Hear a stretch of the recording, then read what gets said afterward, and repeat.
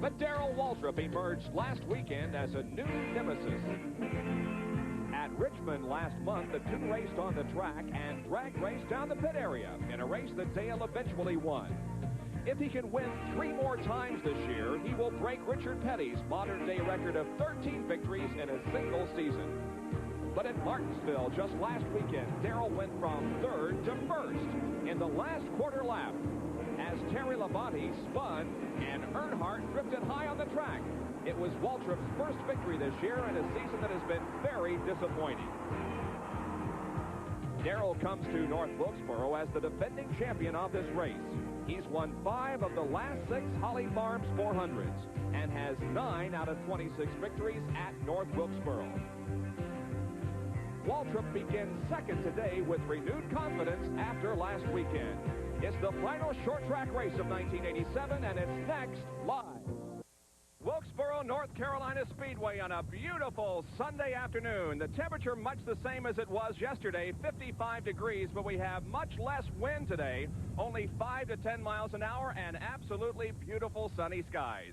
Well, good afternoon, everybody. I'm Bob Jenkins, and welcome to the Holly Farms 400, the very last short track race of the 1987 Winston Cup season.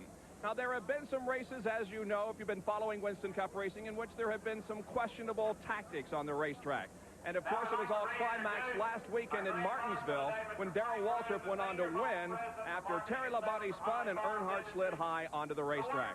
With me working the booth this afternoon is Dr. Jerry Punch, and they're saying in the pit area, Jerry, it's payback time. Well, you know what they say about paybacks, Bob. You know, we call it a showdown, call it a shootout, whatever. In boxing, they wait to the 15th round. In racing, there are only 8 rounds of short track competition. This is round 8. One of the drivers said, hey, you better tell the fans, if you got a weak stomach, don't watch today, because it could get brutal here at Wilkesboro. One driver told Harold Kinder, the flagman, said, Harold, go home. Soak that right arm all night with hot towels. You're going to be waving that black flag all day tomorrow. It's going to get physical for 400 laps here today at the Wilkesboro Speedway. And the cars have just been fired up. Let's go to one of 2 pit reporters for this afternoon. On the front row, here's Gary Lee. Thank you, Bob. Good afternoon. We've talked about the prowess of Darrell Waltrip here at North Wilkesboro. It's been a good weekend. He starts outside the front row, but about 90 minutes ago, it wasn't so calm around this car. The engine was being removed and replaced. The hood was up. The crew fired the engine this morning, heard something they didn't like, something in the valve train. They said, let's go with a new power plant. They went back to the hauler and took out a Waddell Wilson engine that had not been in this car before. But we know how strong those Waddell Wilson engines are. Darrell, once again, should be very competitive here this afternoon. Also patrolling the pit area is the editor of Stock Car Racing Magazine. Here's Dick Bergeron. Well, Gary, we have a field full of very hungry drivers this afternoon, men who really want to win here. And this team is the reason why. They've won 11 of the first 24 races this year, shutting out some very fine teams. Now, this is the last chance for some of them to really do well in 1987. Alan Kulwicki, Rookie of the Year. He's got a good starting position. He's led a bunch of laps in 1987. He'd love to win here. So would Kenny Schrader. He's going to leave this team at the end of the year. Time is running out for him to have a victory.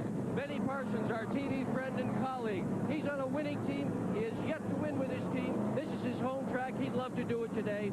No one would love to do it more than this man, Terry Labonte. This is home track for Junior Johnson, who's won a bunch of them here. It's going to be a strong race. We've got some very enthusiastic drivers.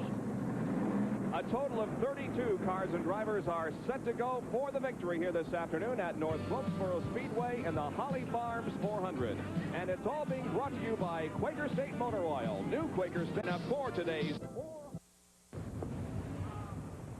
We are back at North Wilkesboro Speedway, and the command has just been given to begin moving for pace laps. Now, it's rather cool here this afternoon, as we have told you before was very cool yesterday when we televised the NASCAR modified race for you, but it's a little more pleasant here this afternoon. Nevertheless, the cars are being given extra time to warm their engines. There will be about 5 laps here before we take the green flag. And here is the starting lineup for today's Holly Farms 400. On the pole will be Bill Elliott from Dawsonville, Georgia, in the number 9 Coors Sport, qualifying at 115.196 miles an hour. Outside of row number 1 will be Darrell Waltrip in the Tide Chevrolet number 17. In row number 2, it's Benny Parsons from Bellevue, North Carolina, in the Folgers Coffee Chevy number 35. And outside of him will be Corpus Christi, Texas, Terry Labonte in the number 11 Budweiser Chevrolet for Junior Johnson.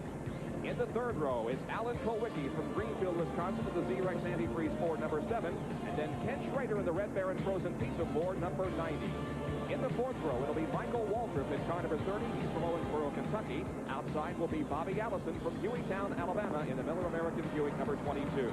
Morgan Shepherd starts in 9th position. He's in car 26, the Quaker State Buick. Alongside will be Dale Earnhardt in the Wrangler Jeans Chevy car number 3. Kyle Petty will start in 11th position in the Sitco Ford number 21. Then Ricky Rudd in the Motorcraft Ford car 15. Going to row number 7, it'll be Buddy Arrington in car number 67 and Dale Jarrett in number 18. The 8th row will consist of Neil Bonnet and Sterling Marlin. Going to row number 9, Phil Parsons, the number 55 car, flanked by Jeff Bodine and Levi Garrett Chevrolet number 5. The 10th row has Richard Petty in the STP Pontiac number 43 and Rusty Wallace in the Kodiak Pontiac number 27. The 11th row, it's Dave Marcus in car number 71 and Davey Allison in 28. The 12th row consists of Harry Gant in 33 and Hut Strickland in 76, his first Winston Cup event. In the 13th row, Ernie Irvin in number 6 and Larry Pollard in number 12. The 14th row, Bobby Hillen Jr. and Jimmy Means. In row number 15, it's Slick Johnson and Ronnie Thomas. And starting in row number 16, Steve Chrisman in car number 62 and Trevor Boys in 64. And we noticed the number 81 car of Slick Johnson that has been showing some smoke here on the pace laps. Let's try to contact Neil Bonnet. He'll be carrying our in-car camera. We also have radio contact with him. Neil Bonnet, this is Jerry Punch at ESPN. Do you read us, Neil? It looks like you're about a lap away from starting. Field looked pretty good to you as far as the car temperature in this cool weather? Now apparently Neil is not able to hear us. You can see him adjusting his goggles and making sure he's physically ready to get ready for this 400-lap race here at North Wilkesboro. And there is the Hardee's in-car camera that is inside the Neil Bonnet car. In one more lap, we're going to be getting the green flag. Cars warming up their tires, making sure that the temperatures in the gauges are fine and making sure that the heat in the tires is okay before we start actual high-speed competition. 32 cars set to go. The pole sitter is Bill Elliott, and Darrell Waltrip sits in row number 1 alongside. Parsons and Labonte in the second row, and Kulwicki and Schrader make up row number 3. Bill Elliott's 7th Busch Pole of the year, Bob. He has never won on a short track, and they would like to change that today, but it's awfully tough to win here in Junior Johnson's backyard. He likes to think he can do it, and maybe he can. Here comes the pace car. The field is in the hands of pole sitter Bill Elliott. It's going to be a slow start coming off of corner number 4. Now Bill Elliott begins to pick up the pace, and the green flag is out. The Holly Farms 400 underway from North Wilkesboro. Waltrip and Elliott go into corner number 1 side by side. Down the backstretch, it's Waltrip on the outside and Bill Elliott to the inside. Elliott has the slight advantage while Terry Labonte and Waltrip, and we have a spin. That's the number 52 car of Jimmy Means, who has spun. Just entering turn number 3, and he keeps running, so no caution flag, but he's going to be lapped here in just a few seconds. Elliott leads the field down once again with Terry Labonte second, then Darrell Waltrip, then Benny Parsons, then Alan Kulwicki, and Ken Schrader. We'll take a look at what happened to Jimmy Means. Means has made a pit stop, and there's his car spinning as Steve Chrisman goes by. As Slick Johnson in the 81 car. Means gets the car stopped, does not contact the wall, and will not lose a lap. But he's just in front of the leader. There they are coming out of turn 4. That's Means and Elliott about 3 car lengths behind him. By the way, for the next Winston Cup event in Charlotte, North Carolina, it'll be Jimmy Means driving a Rick Hendrick car. It'll be the car that Tim Richmond drove earlier this year, but instead of 25, they'll reverse the numbers and make it the familiar Jimmy Means number 52. Now he's about to go a lap down to Bill Elliott as Elliott pulls alongside in corner number 4. Down the straightaway they race, but Elliott unable to make the pass at this time. Meanwhile, there's Dale Earnhardt trying to fight his way up toward the front after a 10th place start, working on Morgan Shepherd. Back up front, Jimmy Means holding off the likes of Bill Elliott and Terry Labonte. And Bob, this is not surprising. Means ran awfully well as Elliott gets a little bit of a tap from Terry to let him know he's there. But Means ran well at Richmond, Virginia a few weeks ago. He ran on the lead, in fact led under green. He went by Dale Earnhardt. Earnhardt later passed him back. But Means has that Pontiac, the Eureka Vacuum Pontiac, honking right now. He does not want to lose a lap early on. It'll be interesting to see how he does perform in the Rick Hendrick Chevrolet at Charlotte. There are the leaders coming down. That first car is the lap car, or about to be lapped. Jimmy Means, although he's staying ahead of Bill Elliott right now. That is Terry Labonte running in second. Darrell Waltrip is third, followed by Benny Parsons, then Kulwicki. Dale Earnhardt has moved up to a sixth position at the moment. Now Jimmy Means' car slides high in turn number 4, and he is passed by the first 3, Elliott, Labonte, and Darrell Waltrip.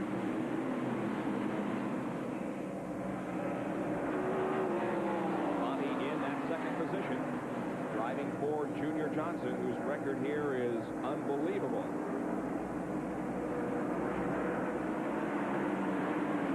Dale Earnhardt really making a move. You know, we thought maybe he would lay back a little bit, even though it's not his driving style. There we're inside Neil Bonnet's car with the Hardee's race cam, the Valvoline Pontiac, trying to work behind Richard Petty.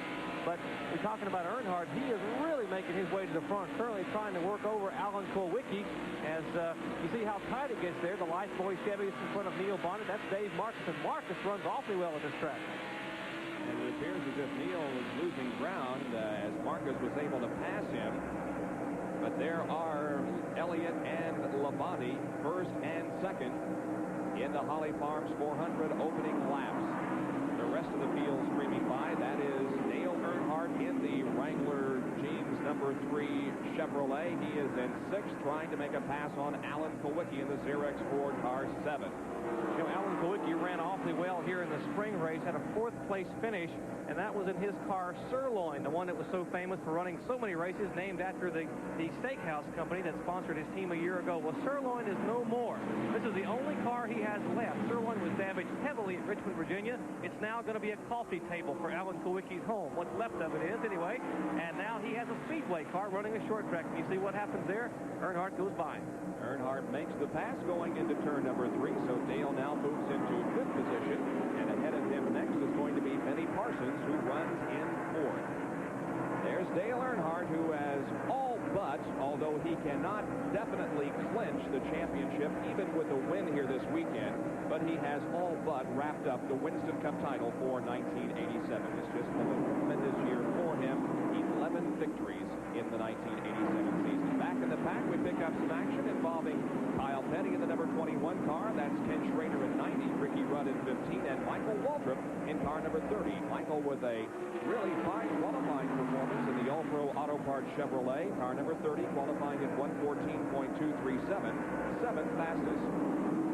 Mike Waltrip ran so well in Richmond in this car, qualified 7th, and never got a chance to run the car. Was involved in that chain reaction crash on the very first lap, and therefore the car was nearly destroyed in that race. Had to be totally rebuilt, everything except the roof. But Mike Beam has come on board with that team, the All-Pro Auto Parts team, and they have really been working hard. They thought they got a shot at the pole here at Wilkesboro. They did not get the pole, but a good qualifying effort starting 7th. The leader continues to be Bill Elliott, and there is 3rd and 4th and 5th. And Earnhardt goes to the outside of Benny Parsons, trying to pick up the spot. Parsons on the inside and Dale Earnhardt to the outside. They come down here and cross the stripe. Benny had just a slight advantage, but not anymore, as Earnhardt passes, and now Alan Kulwicki begins to make a move on the outside of Benny Parsons. Here's Harry Gant in the pits, an unscheduled stop for Harry Gant. We understand they had a tire smoking, possibly a right rear tire going down. Earnhardt's car making its way toward the front. An unscheduled stop for Harry Gant. Tough break for the Skull Bandit. He has had an abysmal season for Harry Gant. He's down off pit road, and there's Earnhardt and back toward the front. Earnhardt chasing those two guys, Elliott and Labonte. Bill Elliott comes down and completes lap number 18 out of 400 that will make up this race. Back with the Hardee's in-car camera in Neil Bonnet's car. It's Elliott, Labonte, Waltrip, Earnhardt, and Kulwicki. Live from North Wilkesboro, North Carolina. I'm Bob Jenkins, along with Dr. Jerry Punch, Dick Berggren, and Gary Lee. And the leader is Bill Elliott in car number 9. Terry Labonte runs 2nd, and we have a new 3rd place position.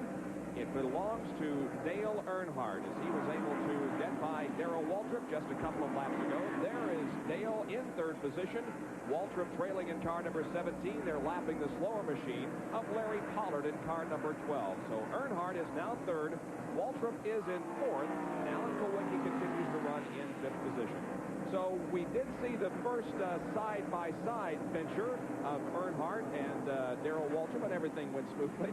Everything was nice and clean, very clean. Those two guys up front both know they see that yellow and blue Wrangler Chevrolet headed their way. They've got about a 3.5 or 4 second lead over Earnhardt. There's about 15 car lengths between Labonte, the second place car, and Earnhardt as the leaders come out of 4. But they know he's back there. And if you put a clock on Earnhardt, as we have just done, he is the quickest thing on the racetrack right now. And boy, he is awesome when he gets to the front. Maybe they can hold him off. But Elliott and Labonte know they have their work cut out for him. Jerry, you mentioned that Kerry Gant came in for a pit stop a few laps ago with some smoke coming from the right rear of that car. He's been black flagged now, and here he comes in for another stop.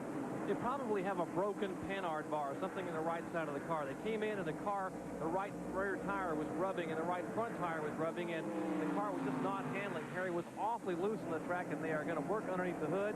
And again, a tough break for Harry Gant. What a year they've had. I mean, they have had so many problems. You name it, it's happened to that team. The average speed after 20 laps, 110.024 miles an hour. Again, the top qualifying speed was 115.196. There's Terry Labonte now, who has moved in right on the back bumper of the Bill Elliott machine. So we could be seeing a battle for first position here in the next few laps. Ronnie Thomas in car number 41, who started 30th, is being lapped by the front runners. Elliott has already gotten around, and now Terry Labonte begins to make a move down the backstretch. There you see Bill Elliott's record here at North Wilkesboro. We mentioned Bill Elliott has never won a short track race. His best finish is fourth 3 times this year. He finished fourth at Richmond both times and at Bristol, Tennessee. He led the most laps at Bristol. It's the only race that Dale Earnhardt won that he didn't lead the most laps in. That's the one Elliott led, the first Bristol race we saw here on the ESPN. Bill Elliott with 3 wins in 1987, looking for number 4 this afternoon. Now he begins to pull away just a little bit from Terry Labonte. The interval between first and second opening up just a little bit as the leaders have already worked some slower traffic, and in the next 4 or 5 laps will be approaching some major race traffic. You talk about pressure on a race car driver. Now, Terry Labonte has to be feeling the pressure. Junior Johnson has never gone a season as a car owner without a win. He's been a car owner since 1966, and as yet they have not won on the Winston Cup Tour this year. He would like to win here. He is basically told he will win here today, and I think Terry feels confident. Tim Brewer and the crew have done yeoman's chore on that car just to get it rebuilt from last week. And look at Dale Earnhardt, who has now caught the 2 leaders, Elliott and Terry Labonte. Last week's finish at Martinsville, amazing. We had a chance to talk to Terry Labonte earlier about it. Do you feel like a driver who's been deliberately taken out from behind? I know I'm a driver that's been deliberately taken out from behind, and unfortunately, it's one of those things that happened, and you know, there's nothing you can do about it right now. It's the way it is. Well, that's the way it is, but again, the rumblings in the pit area all weekend long. There are those who hope to settle the score with other drivers here this afternoon. And now Dale Earnhardt goes to the outside of Terry Labonte down the backstretch, looking for that second position. They're wheel to wheel and side by side into turn number 3.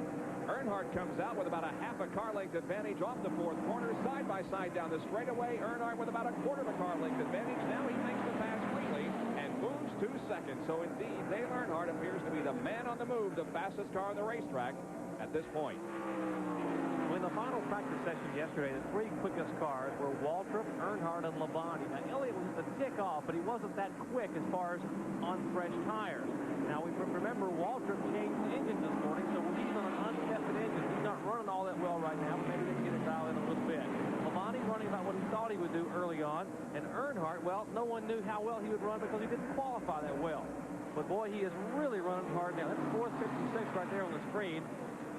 And we have Labonte into the wall in corner number 4. He slides high on the racetrack and tags the wall in corner number 4. The car moving very slowly down in front of the huge crowd that we have in the grandstand. So the yellow flag race is on, and Labonte apparently is going to be able to drive it around to the pits, but he's got a sorry-looking right front tire. Well, it looked like he couldn't get the car refired. Right in front of us, he was clutching the car, trying to get it refired. Let's take a look and see what happened. Labonte, of course, was running. He's the third car on the screen. The car just darts up across the track. He did cut a right front tire. Smoke from beneath the car, and he's trying to turn the wheels, but just nudges the wall there. Did a good job of keeping the car from going head-on in the fourth turn wall. He certainly did, and did a nice job standing on the brakes and not making any heavier contact with the wall. So our first yellow flag of the afternoon waves over North Wilkesboro Speedway as here comes Bill Elliott and the others in for their first service. Earnhardt is in, so is Waltrip, Elliott, Alan Kowicki. Let's go to the pit area and Gary Lee. Well, I am down here with the Dale Earnhardt crew as Richard Childress, Cecil Gordon, and crew go to work. They're changing all 4 tires, topping off the fuel. They only put the one dump can, 11 gallons in a very tight pit area. As it was called, the drivers this morning, the most dangerous pit area in all of NASCAR Winston Cup racing. But Dale Earnhardt is underway in car number 3. There is very little room down there in the pit area as they have to virtually double park to get their service. And as Jeff Bodine pulls out of the pit area, he runs over a wheel but really does no damage. So we're under caution at North Wilkesboro's Holly Farm. What is my appetite? So we'll have a full season of NHL action for you here on ESPN. They're the top 5, and let's go to Gary Lee for a report. Down here with Junior Johnson, what was the damage to the right side? Well, we think it's knocked the toe in out a little bit. Other than that, we think it's all right. Did he say what happened? What occurred up there? Hey, he thinks he run over something and cut a tire down. Well, obviously very frustrating this early in the race for Junior Johnson and the Budweiser number 11. All right, Junior did not lose a lap during that incident, but he's way in the back of the pack. Now, Dave Marcus did not pit, neither did Hut Strickland, so those two are going to be shown as first and second, but right behind, already having made a pit stop, is Dale Earnhardt, and then comes Rusty Wallace, Bill Elliott, Bill Parsons, Morgan Shepherd, and Kyle Petty. There's a look at the right front of Terry Labonte's car as it came by. You got to look at this a minute ago. We're inside the Hardee's race cam now. There's the right front of the Labonte Budweiser Chevrolet. It's been scrubbed against the wall. A lot of that tire rubber coming off when he tried to make that lap to keep from losing a lap as the caution came out, and he did an excellent job. Marcus back up front. Bob, many folks may remember a year ago in this race, Marcus started 15th, went straight to the front and led a good portion of this race, so he's no stranger up front here at Wilkesboro. Hut Strickland, who is back there in the yellow number 76, is making his very first Winston Cup start ever as some debris has been found on the race surface. Hut Strickland, of course, coming from the Charlotte Daytona Dash Series, making his very first Winston Cup start. And hopefully there will be many more for Hut Strickland. Let's go to Dick Berggren. Thank you. That's exactly what I wanted to do. And go ahead and do it, Dick. Well, we were going to talk about the pit area here, Bob. This is an incredibly tight pit area. It is the most pit area, in fact, in all of Winston Cup racing. It is also the only one that I can think of where there is no pit wall. So there's nothing to separate these screaming down the pit road cars from the rest of us that are on the other side of pit road. And there are a number of dangers here. One of them is that tires can get kicked up by some of the cars that are trying to leave from their pit stops, and when they do, they go flying high in the air, and they can be real missiles. Now, in the spring race, John Young, who at the time was crew chief for Alan Kowicki, was taken out of here in a stretcher after getting hit by a flying tire. Fortunately, this will probably be the last race. We're going to see this pit road because they say they're going to redo it for the next event. And right now, it looks like we're getting ready for a restart. Indeed, we are. The pace car is in, and the green will come back out on lap number 44. And Terry Labonte, who caused this caution period, cutting a tire and scraping against the fourth turn wall, begins from 22nd position, but he has not lost a lap. The field streams through turn number 1. And the lead at the moment is held by Dave Marcus with Hut Strickland running second. But look at Dale Earnhardt as he begins to thread his way through the traffic. Pulling to the inside of Hut Strickland, already taking over second position. And now he'll battle with Dave Marcus for the lead spot. Marcus in the number 71, Lifebuoy Hellenbrave car. And look at Earnhardt go high onto the racetrack. He passed Strickland low. He takes Marcus to the high side. And that car working for Dale, obviously very well in any location. That Wrangler Chevrolet looks to be on a rail, just absolutely holding tight on the bottom of the racetrack. He went around Marcus, and Marcus was not even there. He is pulled away from the second-place car, or rather the Rusty Wallace car. And Wallace had a good pit stop that put him up in the front 3 or 4. An excellent stop by Barry Dodson and the crew. Wallace currently in 3rd spot. But there's Marcus and Earnhardt, the front 2 cars. Rusty Wallace is going to be shown as 3rd, then Elliott, then Strickland, then Phil Parsons, Morgan Shepherd, Kyle Petty, Alan Kulwicki, Ricky Rudd, Darrell Waltrip, and Jeff Bodine. Most of those have made a pit stop. There is Earnhardt, who's stretching it out now over Dave Marcus. In the early going of this 400 lapper at North Wilkesboro. Back inside Neil Bonnet's car, the Hardee's race cam. The car right ahead of him is Morgan Shepherd. Neil is in 8th position, and Morgan is in 7th. And you can see them battling with the number 6 car being driven this weekend by Ernie Irvin from Concord, North Carolina.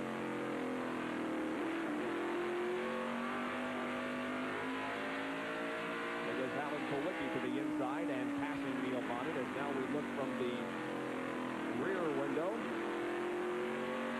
That is Ricky Rudd right behind Neil, and Waltrip behind Rudd as Rudd tries to look to the outside, rather the inside, in turn number 4. And as they come off the straightaway, it looks like that Ricky may pick up that position.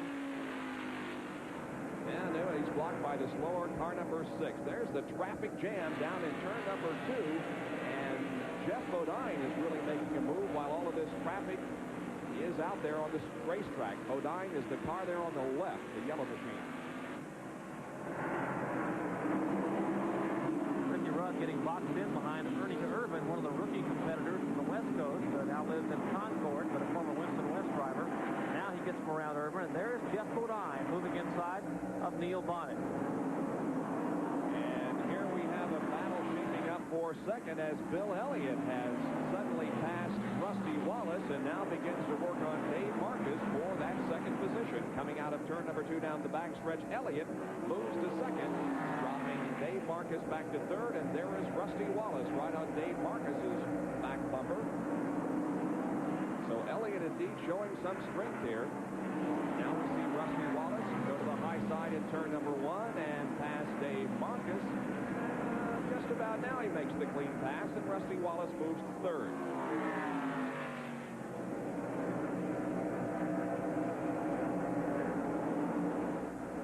Back into pack, meanwhile, Terry Labonte continues to fight his way forward. He's right behind Kyle Petty. A lot of heavy traffic back there. That's about 18th spot back there where Labonte is trying to work his way to the front.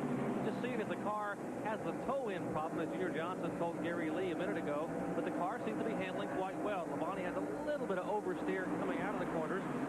He's working over Kyle Petty, and Kyle is no slouch here. Remember, Kyle finished 2nd here in the spring, Dale Earnhardt, so he has an awfully strong car. It's the same car that Kyle won with at Richmond a year ago. The same short track car the Woods have been running for a couple of years. The Woods brothers, I should say, from Stewart, Virginia. Free and Rest Racing there in turn number 2. That's Kyle Petty in 17th position, and Terry Labonte is in 18th. The 6 car is already lapped. There is the leader, Dale Earnhardt from Annapolis, North Carolina, looking for win number 12 in Winston Cup competition. 4 o'clock Eastern Time. And here at the Holly Farms 400 Winston Cup race, it is still Dale Earnhardt's race. Earnhardt now 4.49 seconds in front. There's Earnhardt just passing some of the rear traffic there. That's Ronnie Thomas's car, Larry Pollard, and the Hamby car. Roger Hamby owns the car number 12. 4.5 second interval between Earnhardt and the second place car of Bill Elliott. One car on the move, Bob. It's been Jeff Bodine. Bodine now showing in the top 5, running awfully well toward the front. He was 12th at the drop of the green for the restart after the Labonte yellow, and has now moved up to 6. So indeed, Jeff Bodine is running very well. 17 starts, 2 wins, 10 top 5s. North Wilkesboro for Dale Earnhardt. Well, let's go to Gary Lee in the pit area. Gary? Well, Bob, throughout much of the weekend, this portion of the pit area is the technical inspection area. We have the scales back there, the NASCAR templates, the other measuring devices. But for the race itself, this is the NASCAR penalty box. That's right. In motorsports, this is not hockey. In fact, it was first utilized about 3 races ago at Richmond for some rough driving on the track. 2 drivers were black flagged and brought in. Jeff Bodine lost 2 laps in the pit area.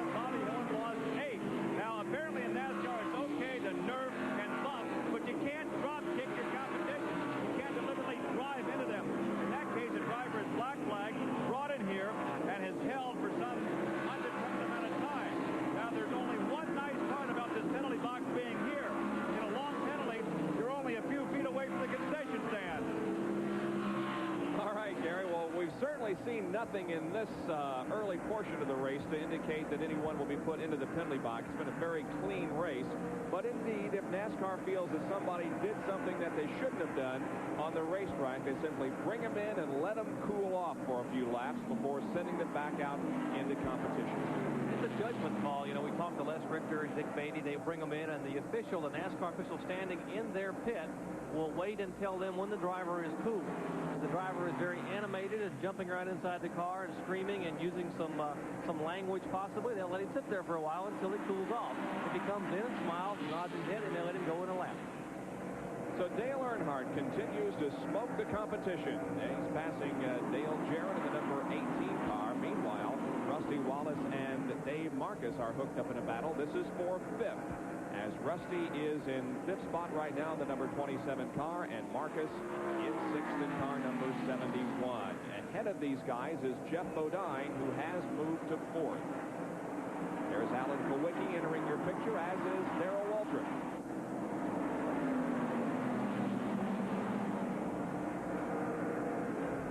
There's Rusty Wallace, the young driver from Valley Park, Missouri. And there's Dave Marcus, a veteran campaigner, drives the Helen Ray Chevrolet. Those two campaigners coming from different backgrounds. Wallace run the ASA circuit out in the Midwest, and of course the ARCA background for Dave Marcus from Wausau, Wisconsin. The car, the 27 that Wallace is driving here, is the car that Tim Richmond drove here and won in 1984. It's an older car. They've nicknamed it Millie. Tim Richmond sat on the pole with it at Darlington in '83, set a track record and stood there for a couple of years. The car they normally run on the short tracks, that's old Sampson, the old favorite. The oldest car in competition is no longer. Sampson was retired after Richmond when the front of the car turned sideways and the rear didn't in the turn 2 wall with the laps winding down. They sold that car, in fact gave it away to some youngsters who are going to run street stock with it. So the car that was the Rusty Wallace number 1 car that won at Bristol last year and won at Martinsville will go from being a Winston Cup champion to a street stock campaigner. And our trivia question on Speed Week this week was, who was the last driver to win a short track race other than Earnhardt and Waltrip? And it was Rusty Wallace. Exactly. Darrell Waltrip now moves in on Alan Kulwicki. 2 abreast racing as Kulwicki and Dave Marcus are side by side, and that's Waltrip and Ricky Rudd following. You might mention Rudd. They have a little bit different setup here. That's a new car they took to Richmond, and Ricky Rudd is just behind that pack of threesome right there. That's Kulwicki. They see Rudd in the right of your screen, the red and white Nerval number 15, the Motorcraft Ford. The car he'll be leaving after this season, but they have a new car. It's only its 3rd race, and the car is set up for a breezy racetrack. Ricky was telling me that when the track gets slippery later on in the day after 200 or 300 lap mark, they should really make their move to the front. Throughout the afternoon, we'll be giving you information as to who is going and who might be going where for 1988, but there has already been a driver named for the Bud Moore car that Ricky Rudd is driving right now. And that will be Brett Bodine, the young driver, younger brother for Jeff Bodine. Brett is 28 years of age, and what a tremendous opportunity for Brett. In fact, he was one of the hot commodities. It was thought maybe he would go to the Junie Dunleavy ride that's been vacated by Kenny Schrader. Possibly Rick Hendrick would buy a part of that car and put Bodine aboard, and maybe even bring Gary Nelson over as a crew chief. Well, that didn't happen. But what did happen is Brett Bodine will now drive the Bud Moore car, a very competitive car that will be sponsored by Motorcraft, well, maybe, and maybe someone else. That's yet to be named for 88. But a good ride for Brett Bodine. Now Waltrip has passed Dave Marcus, and Darrell Waltrip has moved into the 7th position. Marcus in 8th. 9th is Rudd, and Terry Labonte has now moved up into that 10th position after having brought out the first caution of the afternoon when he cut a tire and brushed against the 4th turn wall. Darrell Waltrip leading this contingent down the straightaway. Back up front, we have Dale Earnhardt still leading, and there he is as he is behind Neil Bonnet, and Neil is about to go a lap down. Earnhardt trying to pull alongside. Neil Bonnet is in 17th position, so there are now 16 cars on the lead lap. Neil goes a lap down. Get a good look at the Hardee's face cam inside there as the Wrangler Chevrolet goes by. You see how Earnhardt just pulls the car down. The rear end doesn't wobble at all. He just jumps back in the throttle. And that Blue LaRosa engine responds. He pulls Bonnet by 2 or 3 car lengths down the straightaway. In second position right now is Morgan Shepherd, and in third is Bill Elliott. And there they are. Morgan Shepherd has made a fine charge to the front in the Kenny Bernstein-owned machine, number 26, sponsored by Quaker State. He, of course, will be replaced in that car by Ricky Rudd next year. Well, if Morgan Shepherd were to win this race, it would have to be a very popular win. Morgan is from Conover, North Carolina, just about 35 or 40 miles away. He ran this track a number of times back in his formative years in the late model stock car division. This car, Morgan has never really done that well here at this track. In fact, in the last 2 races, he's finished 25th and 27th. His best short track finish of the year, only 1 top 5, that coming last week at Martinsville. But they were hoping to turn it around. Morgan has a great attitude, even though he's being replaced in the car. He and the crew, Larry McReynolds and Kenny Bernstein, have worked to get that Quaker State Buick in victory lane. It just might happen today. Morgan running awfully well. Morgan's best finishes in Winston Cup competition this year have been on the short track. He was 5th at Martinsville last week and 8th in Bristol earlier in the year. Dale Earnhardt leads the Holly Farms 400 at North Wilkesboro, North Carolina Speedway. We'll be right back. Later in the day next Sunday, we'll have live coverage of the IndyCar race from Laguna Seca, California. Dale Earnhardt just continues to pass cars and lap other machines. Earnhardt is the leader with Morgan Shepherd second, Elliott is third, Jeff Bodine fourth, Rusty Wallace is in fifth with almost a quarter of this race completed. But it's just amazing, Jerry, to watch Dale Earnhardt out there. He's just passing cars with ease, and at the moment he has passed up to position number 14, the 14 cars on the lead lap. You have to figure they may have guessed correctly on the weather today. You know, yesterday we ran a modified event here, 150 lapper, and it couldn't have been more than 50 degrees here all day long. And with the wind chill, it must have been at least 40 or 42, awfully chilly. And that's when everyone ran that final practice session. A lot of teams speculated that it would be cold today at Wilkesboro, and they're wrong. What can I say? It's a beautiful day here in the Brushy Mountains, and a lot of teams have the cars set up a little bit differently than they ordinarily would. All right, Gary Lee standing by in the pit area for this report. Well, Richard Childers, we were just talking about, perhaps you had the right guess on the chassis setup on the engine. It was very cold yesterday. After practice yesterday, did you make any changes at all to car number 3?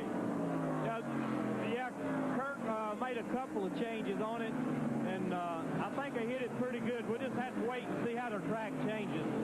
Right now, he has only 14 cars on the lead lap. Total domination for the Wrangler Gene Chevrolet. How conservatively is he driving right now? He's wanting to know about the pace right now. I got to go. All right. More conversation between the crew and the driver. Let's go on down pit road to Dick Bergman. And I'm with Larry McReynolds. He is crew chief for Morgan Shepherd, who is running second. Are you guys happy with your chassis setup? Well, we're good right now. In fact, we're catching Dale about a tenth or 2 a lap, but it gets a long race, you know. And last week we was good for the first 150 laps, and it went away. But I think we're good today. We just need a little bit of luck on our side. But right now he's comfortable. He ain't saying a whole lot, just trying to pace himself. Can you adjust the car on the pit stops to gain more speed? I didn't really understand. Can you adjust the car on your pit stops to get faster? Yeah, right now we're right on the verge of being a little bit loose. Probably the next stop I'll put a couple rounds of wedge in it to tighten them up, and I think we'll be okay. Well, these guys are riding high in second spot and looking for number 1. Yeah, and Morgan is doing very well. 7 seconds behind Dale Earnhardt, but he is moving that Buick very well. There he is in car number 26. That's Ken Schrader right behind. But Ken has lost a lap and is shown in 21st. Bob, it's interesting. This Quaker State Buick we're seeing on the screen now is not the favorite car of the Bernstein team. The car they won the pole with at Martinsville and finished so well at Charlotte. There's Morgan Shepherd. That car they're saving for next week. This is a car they're not very enamored with. In fact, in 7 races, this car has had 5 different frame sections put on it. It's had a rough year. In fact, in April, Morgan Shepherd crashed the car here in a wreck with Mike Waltrip. They had to replace the front section, the rear section, both sides, and the top. Larry McReynolds said the only thing they saved were the gauges and the seat, and one of the gauges didn't work. So they almost had to rebuild a total new car, and boy, they have worked and done their homework.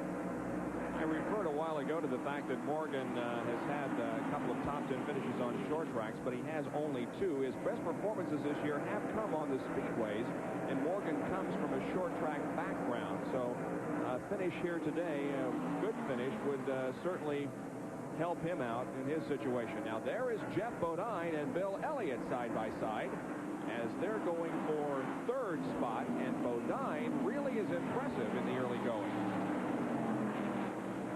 Remember last year in this race, Jeff Bodine led the most laps, and it wasn't until 10 laps ago that Darrell Waltrip made the pass and took the victory. But Bodine, who has gone winless this year after winning 2, having 8 poles and 2 wins in 86, had gone to the well many times and come up dry. In 87, he has yet to win a race, but now he's running awfully well. That's Bill Elliott in 4th. 5th at the moment is Darrell Waltrip, as he has come on rather strongly from that yellow. He made a pit stop and came out late and really fell into the tail of the field, but he's worked his way back up to 5th position. Rusty Wallace runs 6th. 7th is Terry Labonte, I should say, is 5th. Wallace is 6th. Waltrip is 7th. 8th is Dave Marcus. 9th, Ricky Rudd. And in 10th position is the number 7 car of Alan Kulwicki. Dale Earnhardt is dominating at the moment, and we have passed the first quarter mark. 105 laps are completed out of 4. Cup drivers wouldn't even think of getting into their race car without their seatbelts on, and you shouldn't either. Not only that, they wear the belts very, very tight. Look, Dave Marcus drives this car, and he says even under green flag conditions, he sometimes pulls on the shoulder harness. The belts have to be as tight as possible for ultimate safety. Car builders could take a tip from professional race cars in the way they manufacture their seat belts. These are built for safety, all right, but there's also a compromise for comfort. These belts are way too loose and would never be acceptable to a Winston Cup driver in competition. Safety, of course, first on the minds of everyone in automobile racing. And it's been a very safe race to this point here at North Wilkesboro. Only 1 yellow, and that was when Terry Labonte cut a tire and slid into the 4th turn wall. Other than that, we have been green all the way. And there is Rusty Wallace in car number 27 and Dale Earnhardt 6th and 7th. Our race summary with a 4th of the race gone, or a little over the 4th of the race. Earnhardt has led 65 of the 111 laps with about an 8-second advantage over Morgan Shepherd. We've had 2 lead changes among 3 drivers and 1 caution period that lasted 6 laps. And there is Richard Petty now about to be lapped. Bob, he's 12th right now on the field, so Earnhardt has lapped the entire field except for 12 cars. Petty, the 12th place car, and he's trying to hold his own. Richard would like to get a good run here. Here's another driver that lost his short track car a week ago at Martinsville. So this is not the short track car they ran so well with here and finished second with at Bristol. This is the car that they wrecked at Pocono. In fact, Joe Ruttman wrecked the car in relief of Richard Petty, and the car had to be rebuilt. So it's not really a short track car, but it's late in the year with only 1 race left. He gets a little bit of a nudge from Earnhardt. Says, "Hi, King, I'm back here." And Richard Petty knows he's there, but he wants to hold him off and try to get you know, these 2 guys are vying for the record. Richard Petty holds the record for the most wins, 13 on the season. And Earnhardt currently has 11. If he wins today, it'd be 12. And he possibly could tie or even set a new record for single-season wins in Winston Cup competition. And it could very well go down to the final race of the year in Atlanta, and that will be a live telecast here on ESPN. So stand by for that possibly. Now Earnhardt moves outside of Richard Petty and passes on the main straightaway, so now there are 11 cars on the lead lap. Earnhardt having a field day here in the early going. You know, that the bumping that we saw there just a few minutes ago, Jerry, that's very common in Winston Cup racing and in other types of racing, as the guy who is running behind somebody that he could pass easily just simply moves up and gives him a nudge and says, "Hey, I'm here, please let me around." Bobby Allison comes in for a pit stop in the number 22 machine. He was in 16th before this pit stop. They're changing the right front tire. It would have to be an unscheduled stop, Bob. They could go about 150 or 60 laps under green flag conditions for fuel, but the right front tire getting a little bit thin as Bobby Allison makes the pit stop, and Gary Lee is standing by. Gary? Well, when we talk about longevity, we have to think about Bobby Allison, because today is his 700th NASCAR start, his 40th here at North North Wilkesboro, and the numbers are just incredible. He has won 12% of those races. He's finished in the top 5 on 43% and the top 10 on 67%. He's won here 4 times. Now keep in mind, he's won in a Chevrolet, a Ford, and a Dodge, but today he drives a Buick, and he'd like to put that Buick in victory lane. His 40th try here, his 700th start in NASCAR competition. As you mentioned, Bobby has 4 wins here at North Wilkesboro. Darrell Waltrip has 9, and Richard Petty leads the all-time winners list at this racetrack with 15. Those that have won at least one race here include Benny Parsons, Neil Bonnet, and Harry Gant, and Dale Earnhardt with his win earlier this year also has 2 victories at North Wilkesboro. We go inside Neil Bonnet's car in the Hardee's race cam, and we'll give you an idea of the footwork that goes on here at this half-mile racetrack, or a little over a half-mile, how he is on the accelerator and on the brake and really busy all the time. Let's go to the pit area. He sure is busy today, Bob Jenkins. They worked on this car for 2 days trying to set it up to get it to go around Wilkesboro really, really fast. And after all that work, they had a team meeting yesterday afternoon after the last practice, and they said, hey, this is not nearly as good as we ran here in the spring. So they scrubbed all that work. They put the springs in, the anti-roll bars, all the settings in that they had run here several months earlier. They're out here today with that setup with 0 practice. None, not any. It is not working as well as they had hoped. It is not working as well as it did in the spring. Well, we understand that Neil is complaining of a vibration in that car. You saw him gesture to one of the drivers behind him, and we believe that was Terry Labonte, whom he motioned to simply to go ahead and pass.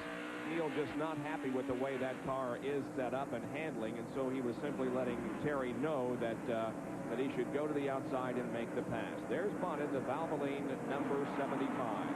You know, Neil has been one of the most consistent drivers this year. Although he has yet to win, he's had some good finishes. Neil Bonnet showing up in the points, although problems the last few weeks have dropped him back to 7th overall in the points standings, but he has had some good runs. He's had 3 fourth-place finishes at Rockingham, here at Wilkesboro, at Riverside on the road course, and up at the Monster Mile in Dover, Delaware. And you can see that Dale Earnhardt is working on Alan Kulwicki in 10th position, so he's about to put him down a lap. Meanwhile, here is Rusty Wallace in 6th position and Darrell Waltrip in 7th. These guys are running together and running well, but nobody is running like Dale Earnhardt is running.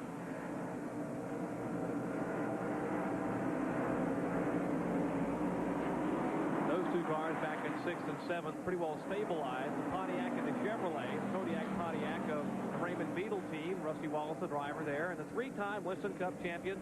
One of the top runners here. He's won 5 of the last 6 events. 5 of the last 6 Holly Farm 400s have gone to Darrell Waltrip.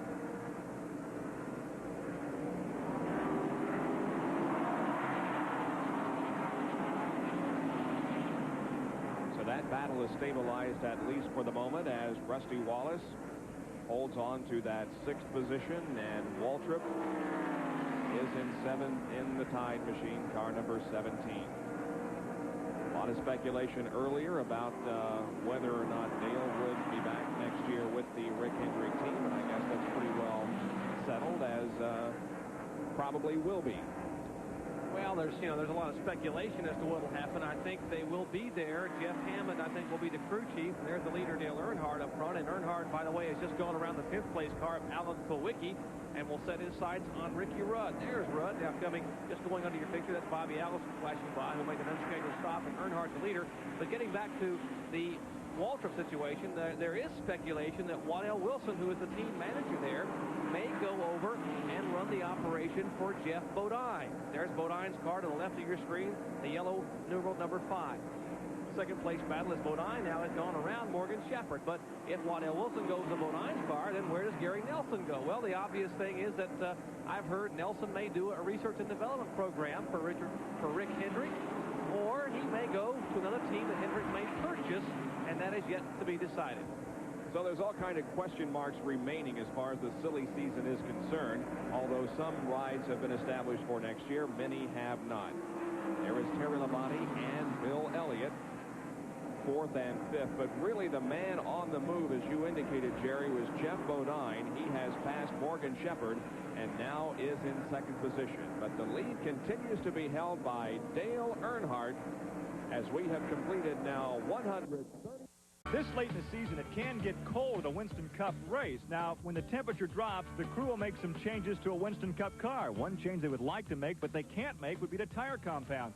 Goodyear provides a right side and left side tire compound. To illegally change that would cost the crew $5,000 in fines. But as the temperature drops and the air gets heavier, they rejet the carburetor. They pass more fuel through there. This does not change the pit strategy because these cars will burn up tires before they burn up the 22 gallons of fuel on board. Now, a cold track is a tight track, so the crews loosen up the cars. They go to a softer spring rate. And, oh yeah, on a real cold day, the crew members do wear long johns. Well, we might take a survey to find out how many are indeed wearing long johns today. But the sun is really quite warm here this afternoon. Well, it has warmed up at least 25 degrees from yesterday, and it is a welcome relief here as it is just a gorgeous fall here in North Wilkesboro, and the Apple Festival going on across town, and many of those folks have brought their little pails of apples and come to Wilkesboro Speedway today for the Holly Farms 400. It did snow in the mountains, I guess, last night a little bit, not too far from here. We had the same thing happen in the spring race here at North Wilkesboro, so it's been cold both times we visited here today, but very pleasant this afternoon. Dale Earnhardt continues to lead. You saw just a second ago how he was about to make a lap, put a lap on Ricky Rudd in ninth.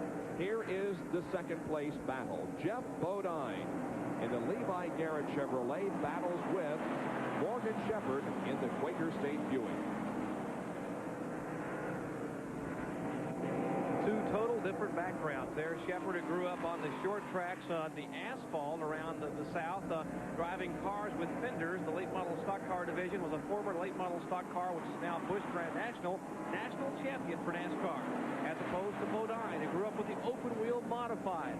The men have lived by the grace of God, 600 horsepower they once were called, and Bodine, who grew up running his father's track, Eli Bodine, up in Chemung, New York. There is Bodine, the second place competitor, and Morgan Shepherd wanting to get a win for his car owner Bernstein, although he's been fired or he's been released really from that team. Morgan says he will run a team next year. He will be in Daytona. He has to bring the Studebaker in the backyard. He will be there and try to make the field for the 88 Daytona 500. Well, Jeff Bodine really has been the driver that has made the largest move in the first quarter or so of this race. He started 18th and has moved to second. There's Terry Labonte, still out there in competition. You can see the damage there on the right front of the car that was caused when he brushed the wall after cutting a tire in the early going. But the Junior Johnson Budweiser Chevrolet is still in competition, and Terry at the moment is fourth. We mentioned Junior Johnson's record here of 15 wins, 9 wins in the last 14 races. But in all fairness to Terry Labonte, who's a young driver, only 30 years of age, this is Terry's first ride at this track in a Junior Johnson car. Remember, he had a fractured scapula, or a broken shoulder, I should say, back at the beginning of the season in a wreck at Darlington. He was involved, and he made one pace lap here in the spring race back in April, climbed down to the car. They put Brett Bodine. Brett did an admirable job bringing that car home to an 8th place finish. So it's Terry Labonte's first ride for Junior Johnson on this racetrack. And we have Bobby Allison going very high on the racetrack, allowing both Morgan Shepherd and Terry Labonte to pass by on the low side,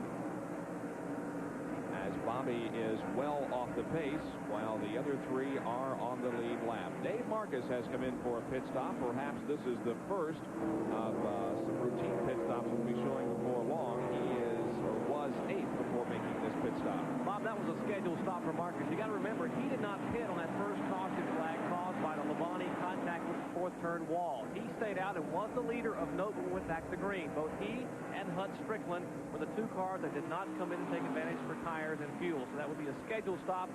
We said they could go about 150 laps. Exactly what he went. Lap 150, he pitted for right side tires and fuel. So Marcus back out in front of the second and third place battle there. That looks like Labonte going around the third place car of Morgan Shepherd. Indeed, that's Terry Labonte taking over the third position from Morgan Shepherd. Terry performing well now in third. Shepherd is fourth. Fifth position is Bill Elliott. Sixth is Rusty Wallace. Seventh is the number 17 car of Darrell Waltrip. So there's some good racing going on the track, as both Bodine has moved up well, as has Terry Labonte, but nobody is being able to even stay close to Dale Earnhardt, who is pretty much dominating this race at the moment. Now Morgan Shepherd is inside of the Ernie Irvan car once again. That's DK Ulrich's machine that Ernie is driving. The U.S. Racing Chevrolet. Ernie hailing from Concord, North Carolina. Bob, remember back early in the telecast when Gary Lee spoke with Junior Johnson, and Junior just seemed so calm and relaxed. We're talking about the fact that his car had just tagged the wall, and they had a problem with the steering, and they were back at the back of the field. And it was like Junior was just saying, you know, okay, buy a dozen eggs and a loaf of bread. He wasn't really upset at all. Why? Is because Junior knows this racetrack. He knows the capabilities of his car and his driver. And most importantly, Junior remembers in 1978, he had a car here with Cale Yarborough aboard. There were 4 laps down. Who won the race? Who won that Holly Farms 400? Cale Yarborough. Dale Earnhardt leads the Holly Farms 400 from today at 5 o'clock Eastern Time. Your ESPN Auto Racing crew will be in Monterey, California at Laguna Seca Raceway for IndyCar racing, the Car Champions Spark Plug 300. It's live next Sunday at 5 o'clock Eastern Time. But today it's Winston Cup racing here at North Wilkesboro, and Dale Earnhardt is the leader. There he is behind Michael Waltrip in car number 30. Michael has already been lapped, and the car right ahead of Michael Waltrip is Darrell Waltrip in car number 17. So the brothers are running together out there on the racetrack, and Darrell is in 7th. So there are 7 cars on the lead lap at the moment, and Dale Earnhardt appears to be in a position to dispose of Darrell Waltrip in the next couple of laps and put him one down. So Dale is pretty much leaving everybody in his wake. Well, Dale would like to be able to put Waltrip a lap down. He knows how strong Waltrip is at this racetrack. You know, remember a week ago, Waltrip got lapped at Martinsville, Virginia, late in the race. But circumstances happened that Waltrip got his lap back on an unscheduled stop, a fuel stop for Earnhardt, and Waltrip ended up winning the race. He would like to put, I'm talking about Earnhardt, would like to put Waltrip a lap down. Waltrip, of course, the 7th place car. And just in front of Waltrip is the 6th place car of Rusty Wallace. Those cars running together. Gary Lee standing by for a report on pit road. Well, Bob, we've been talking about the dominance of Dale Earnhardt, but there are only like 5.5 seconds between Dale and 2nd place Jeff Bodine. Gary Nelson, the crew chief, is here. Are you satisfied right now to ride in 2nd? Let Dale set the pace, or would you like to maybe use up some tire and some car and run him down? Well, considering we started 18th, we're pretty well happy being up to 2nd at this stage in the race. Dale's pretty strong. The 11 car looks pretty strong. Those are the ones we're concerned about, but we're going to kind of run our own pace until later in the race and see where we are, and then we'll be able to go for it, hopefully. Well, obviously a great ride thus far, but we've not even reached the halfway point. Yes, sir. I think, like I said, those 3 cars are going to be the ones that beat. Dale's lapping up pretty far into the field right now, so if it stays green much longer, there's going to be a lot of cars go a lap down. Listen up, when you come from 18th to 2nd, you got a great ride going. Don't discount the chances of car number 5. Well, you're absolutely right, and he is picking up about a half a second a lap on Dale Earnhardt. You can see that Jeff there is running without any race traffic around him. He has passed Richard Petty and Kyle Petty and others, and he's in clean air. However, Dale Earnhardt is caught in some race traffic at the moment, so that interval could even shorten from that. And Bob, take a look at Terry Labonte, the car number 11, the Budweiser Chevy, going around Kyle Petty. Labonte now currently being shown in 3rd spot. He is really coming to life, showing the strength and flexing some muscle there as Kyle tries to stay on the inside. But watch Labonte come off the corner. He puts the foot in the metal, and that Beecher Hetland motor prepared in the shop only 8 miles away. Moves around Kyle Petty. He would like to run down Jeff Bodine. And, you know, talking about Bodine, Jeff has had a rough year. He has had only one good finish on the short track. That's coming at 2nd at Richmond. He did finish 3rd at Martinsville back in March of this year, but his only top 5 finish he's had since then was that race at Martinsville. He has just had an abysmal season. He should have won Martinsville. It was fun, or got into contact with Kyle Petty with a few laps ago. This last Martinsville race last week, he was about to lap the field when he got involved as a victim in an accident. It's just been that kind of year for Jeff Bodine. You see there the interval between Bodine and Terry Labonte. It's closing up rapidly as as now Bodine works some slower race traffic, and Terry Labonte watches in the number 11 car. And in the pit area is Davey Allison. They pulled that car off of pit road, and they're working on it, changing some springs to perhaps give Davey a better ride in the Haviland Ford. Let's go to Dick Berggren, who is right there. Well, Bob, you called it exactly. That's just what they're doing. They're adjusting this automobile. This is a brand new car. These guys have very little short track experience together as a team. They came here to practice, to get things dialed in for the 1988 season when they hope to make a run on the championship. So they're just going to sort of make this a several attempt practice session, and they are changing the rear springs in the automobile. And Dick, this is only Davey Allison's second short track start of the year. He started at Richmond, Virginia, was involved in a crash and got a 26th place finish. But Davey certainly no slouch with the kind of year he's had so far. Tremendous season for Davey Allison. 2 wins at Talladega and Dover, 4 poles, Rockingham, Daytona, Michigan, and Darlington. And as you said, they're going to run all 30 races, possibly 29 or 30 next year on the Winston Cup Tour. Now to the other end of the pit area, and Gary. You know, Bob, it's not often I get a chance to cover a Winston Cup race, and I've often wondered exactly what Junior Johnson should be if he's not involved in racing. I think Junior Johnson would make a great dean of students at the high school or college level because he never changes expressions. If he's happy, if he's unhappy, he never changes expressions. I walked over, his car's down in 3rd position. I said, is the chassis okay, Junior? He just looked at me, stared right through me, and shook his head yes. So apparently everything is okay, but again, no change of expression in Junior Johnson's face. Very unemotional man, but a car owner and former driver who knows what he is doing. Terry Labonte has a bit of pressure on him to win this race as Junior's driver. Well, the pressure's been on all season, you know. Of course, I think the closer you get to the end, a little bit more pressure there, but the thing that's bad about our year is the fact that we've come close several times to miss those chances, and you can't ever make them up. You know, you just got to go out and get some more chances. And so this will be of all the races left to win, this will be the one I'd love to win more than any of them, probably. He certainly still has a chance to do it. We have not reached the halfway point yet, and Terry has gallantly fought back to 3rd position after an encounter with the 4th turn wall. Terry Labonte from Corpus Christi, Texas, originally.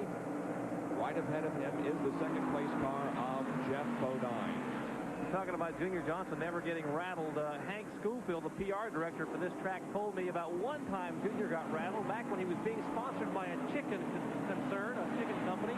Junior brought a car here and decided to qualify it with Wilkesboro with a chicken in the car. And he did. He ran 2 laps of qualifying, came in, and he'll never do that again. So it took him a week to get Junior clean and the car cleaned out. But here's the leader down pit road. The Wrangler Chevrolet, and Gary Lee is there. Tell you what, you can't be a chicken to work or cover these pit areas because there's just no room whatsoever. Your Wrangler Jeans machine is in. The leader getting right side rubber, stopping off. It'll be a 4-tire change. They're working on the right side. The first dump tank is in. The second dump can is up.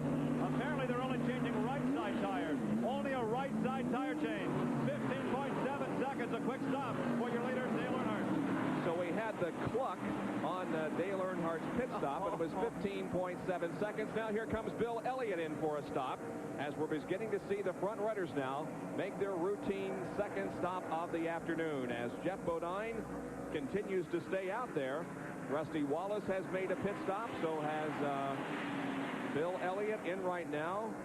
Jeff Bodine assumes the lead of the Holly Farms 400. About 16 seconds flat for Rusty Wallace. 2 right side tires for the Kodiak Pontiac. Same likewise for Bill Elliott in the Coors Ford. There's the leader.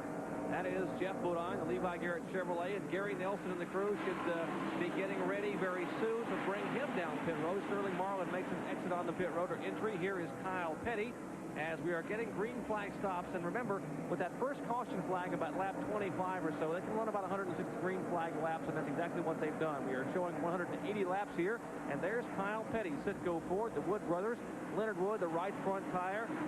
There they are. That's Len Wood, the right rear, 2 tires, and fuel, 17 and 2/10 seconds for Kyle Petty. Good stop for the Wood brothers. And Jeff Bodine continues to stay out there, but he'll have to come in for a stop before very long. Meanwhile, the Bud Moore crew is working on Ricky Rudd. getting him serviced. The tires have been changed. The fuel is in the car, and there goes Rudd back out onto the racetrack as Darrell Waltrip comes in. And Jeff Bodine, involved in some race traffic, stays out there. Look at Terry Labonte. He is right behind Jeff Bodine. Waltrip's crew goes to work, changing rubber on the right side of that car. Eddie Dickerson and the crew there working on the Waltrip car, putting fuel in, and Dick Berggren is down there. Dick? Well, one of the interesting things is the sequence of these pit stops because they give us an indication of fuel mileage. Waltrip is one of the latter cars to come in. He's getting pretty decent fuel mileage. We have yet to see Bodine come in. Earnhardt was the first in. His fuel mileage all year has been lousy. Terry Labonte sneaking up on Jeff Bodine in the battle for first position. Both Chevrolet staying out there. And now Labonte looks to the inside in turn number 1 as Ricky Rudd pulls alongside Terry Labonte. Remember, Rudd has made his pit stop. Rudd situates himself between Jeff Bodine and the second place car as Richard Petty now moves in for a pit stop. The 7-time Winston Cup champion gets his pit work as there's the leader, Jeff Bodine. It looks like Gary Nelson and the crew getting busy on pit road, getting ready to bring the leader in, and he will all likely let Rudd go by so he can make a clean entry on the pit road. Let's see if he does it this lap. He will not. Both Bodine and Terry Labonte stay out there, and Labonte a little squirrely coming off of corner number 4. Now, nose-to-tail racing. Planning a pit stop is very important here at Wilkesboro, not only because you have to calculate fuel mileage, but you have to calculate when the people pitting around you are going to be there. You want a clean pit road. And we looked, and Benny Parsons was pitting just above Jeff Bodine, so they waved Bodine off. But one car they didn't wave off is Terry Labonte. The Budweiser Chevy is headed down pit road. That marked car heads for Junior Johnson, Pete Wright, Tim Brewer, and the crew. Dick Berggren is there. Dick? Yeah, they sure are ready for it. They've been ready for it for several laps. They're checking the tires on the left side, doing what almost everybody else has done. 2 cans of fuel and right side tires. No chassis adjustments here on Labonte's car, and he's off. Jerry? Great pit stop there. 15 and 3/10 seconds. Pete Wright jerked the jack out from beneath it. And here's the leader, Jeff Bodine. Gary Lee is there. Good area, right side tires for Jeff Bodine. He's one of the last to come in, so he's getting good fuel mileage. Gary Nelson with a chassis adjustment on the rear of the car, a minor one. Tires have been changed. Fuel slow going in. Bodine now away. 17-second stop for Jeff Bodine. Morgan Shepherd has also come in, so all the front runners have made pit stops under green. And the lead is now assumed by Dale Earnhardt once again. He is able to maintain that advantage after all of these green pit stops. Bob Jenkins, Jerry Punch, Gary Lee, and Dick Berggren back at North Wilkesboro, North Carolina Speedway in the Holly Farms 400 Winston Cup race, the last short track race of 1987. We are under a caution because of the fact that we believe the ambulance has to cross the track and take someone to the hospital, and we don't have a complete report on that, but we believe that's the reason for the yellow. In any case, the caution flag has come out, and speeds are reduced. Now, several have come in for another pit stop under this caution, although they just made pit stops a few laps ago. Terry Labonte is the first car behind the pace car, so he'll be shown in the lead with Dale Earnhardt second. Third will be Jeff Bodine. Fourth is going to be Morgan Shepherd, and fifth, Bill Elliott. Those 5 cars on the lead lap. You might wonder why cars would come back in and pit after just having pitted under green. Well, you know, under green flag, they only get 2 tires, 2 right-side tires. Most everyone, the leaders, of course, Labonte, Rusty Wallace, Earnhardt, everyone coming back in for left-side tires. You have fresh rubber all the way around and top those fuel tanks off. So the field is slowed, but the ambulance is not moving from its backstretch position, so perhaps that isn't the reason for the caution. And we haven't heard officially from NASCAR what the reason for the caution flag is. But nevertheless, we are at reduced speed, and the field has bunched up, and we'll be right back. Back at North Wilkesboro, and the green flag will be coming out in another 1/4 of a lap as the field is in turn number 3, and the pace car is accelerating to get off of the racetrack. Labonte is the leader. Benny Parsons is the driver on the inside, and there is the individual who was injured, and instead of taking him in an ambulance outside of the track, they simply walked him across the track. So no serious injury, we believe, but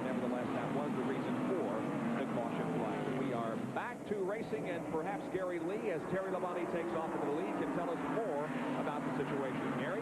Yes, Bob, I can. The injured crew member working with the Bobby Allison Miller American number 22 was Mark Osborne. He actually was clipped in the lip, or in the mouth, with the air hose following the pit stop. We are told he lost at least one tooth. It split the lip that may require some stitches. So he's being taken to the hospital for examination, observation, and perhaps some stitches. Mark Osborne, otherwise okay, but that was an altercation here in the pit area. All right, that's the word on the reason for the caution flag. But we are back to racing now, and Labonte is the leader. And some good racing going on there behind the leaders. That is Rusty Wallace, Morgan Shepherd, Richard Petty, Ricky Rudd, Darrell Waltrip, Phil Parsons, and others, as we have 2 and 3 of us racing. And Bob, halfway that time by. Harold Kinder holds the cross flags up there. 200 laps complete and 200 to go. Rusty Wallace, the 6th place car, not coming up to speed there. That's the 5th place car of Bill Elliott, or actually Elliott now showing in 4th spot, as Morgan Shepherd is the 5th place car. But Rusty Wallace's car there, Richard Petty trying to make a move inside Wallace. His car really getting loose here. You have to be concerned. Maybe he's got a tire going down, or possibly a problem. His car certainly not coming to speed like he would like it to. So at the midway point, here is our Napa mid-race recap. The leader was Terry Labonte, although he had only led 6 of the 200 laps. Earnhardt has led far and away most of the laps in the first half of this event. The margin about 1 second. We have 8 cars on the lead lap. There have been 4 leaders and 6 lead changes, 2 caution periods for a total of 11 laps. The attrition rate really has not been all that great this afternoon, as Slick Johnson has dropped out in car number 81, and so is Harry Gant in number 33, and one other car that is on pit road at the moment is Dave Marcus, but I don't think he has been officially declared out of competition. So Junior Johnson's Budweiser Chevrolet has gone into the lead with Terry Labonte. Dale Earnhardt has moved to 2nd. Jeff Bodine is 3rd. Back with more. Second crash of the race has just occurred. Steve Chrisman tags the wall between turns 1 and 2. Also involved was Hut Strickland, and I believe it was caused by Chrisman losing a motor and dropping oil on the racetrack, because Strickland got into trouble because of that, and there was also a fire under that Steve Chrisman machine, so I believe it was caused by a blown engine. Well, the safety crews are there, Bob, and they have extinguished the fire. Chrisman is told, and as all drivers told in the NASCAR drivers meeting, to stay in the car, keep the belts tight, keep them hooked up, and stay put unless the car is on fire. And of course the fire is basically gone out. Let's take a look and see exactly what happened to Steve Chrisman, rookie driver from Fort Wayne, Indiana. Now going into turn 1, camera rotates, and there is Larry Pollard spinning the flames beneath the AC spark plug Pontiac as Chrisman tags the wall. And of course, poor old Hut Strickland had nowhere to go, got in the oil, he tagged the wall as well. Chrisman's car slides around toward turn 2, and there it's come to a halt. There's Chrisman standing at the front of the car. He has climbed out, talking to the safety crew. He is okay, but the car will need a lot of work before they go to Charlotte next week. And I'm afraid the track is going to be under caution for quite a while, because there is oil to clean up, plus this powder that was put down from the Chrisman fire is going to take a little while to clean up, so we're likely to be under caution here for quite some time. So the situation is 3rd caution of the afternoon. Steve Chrisman tags the wall in turn number 1, but is okay. While we have the opportunity, we'll pause again for these messages. Farms 400 with 209 laps completed. Dale Earnhardt is 2nd, Jeff Bodine 3rd, Bill Elliott runs 4th, and Morgan Shepherd is 5th. So we ran a number of laps here under green, and now we have had 2 caution periods almost back-to-back, as one was caused by a crew member who was injured and needed to cross the racetrack, and now this accident involving Steve Chrisman from Fort Wayne, Indiana. Steve is okay. You can see him there standing beside the car with his helmet, but he tagged the wall pretty good, as did Hut Strickland, Jerry. A lot of fire beneath the car. The engine explodes here. You're going into the corner about 114 or 15 miles per hour. The car skids like it's on ice and tags the concrete wall. All those campers parked around have bird's eye view of what's happening. They parked there between turns 1 and 2, Camper Row here to Wilkesboro, and they got an eyeful. It's the Chrisman car now being hooked up by the safety crew, and Steve there overseeing everything. He is a driver that has had a lot of short track experience around the Midwest area, the ASA and ARTCO circuits. Came to NASCAR, ran the ARCA race at Daytona back in February, had an impressive run. He impressed the NASCAR officials so much they decided to let him go ahead and run, even with limited super speedway experience, to run the Daytona 500 or try to qualify. He's had a respectable year in the rookie season. They have not exactly had the best of luck, as that indicates today, but they have had a pretty good year and hope to have a good season next year in the Tom Winkle-owned racing team. So while the Chrisman accident is being cleaned up and the field is running under yellow, we'll give you an indication of some of the safety features on Winston Cup cars. A year ago, NASCAR standardized the safety netting in the windows of these Winston Cup cars by putting 2 seatbelt clamps on the rods, so the safety crew could come to a car, simply unclamp the seatbelts, and get the driver out. Well, they found out a problem a few months ago at Daytona when Ken Schrader's car flipped on the front stretch. Schrader could not release this back clamp because it's almost too difficult for him to get turned around while strapped in the seat to reach it. Well, an adjustment was made in the rule. Now they simply have 1 clamp and a rod. The rod slides back into place, and Bill Wilburn here, part of the STP crew, will show us that clamp's in the position. Now, if the driver's in an accident, he merely reaches up for the 1 clamp, pops it loose, pulls the rod, and he's out of the car. Safety made easy by NASCAR. We are at North Wilkesboro, North Carolina, under caution with 213 laps completed. At the moment, the leader of this race is Terry. The field is still bunched up under yellow. Let's go to Nick Bigren in the pit area. And that was Steve Chrisman. Steve, was that as tough a lick as it looked? No, it wasn't too bad. I took a solid broadside hit. What happened? I lost the engine going into turn 1. You're all right? Yeah, fine. Steve Chrisman, he's out of it today for sure. All right, while Chrisman waits on the sidelines, Rusty Wallace still very much in competition. We'll try to contact him on the radio. Rusty Wallace and Jerry Punch at ESPN. Rusty, do you have a handling problem with the car they're working on during this caution stop?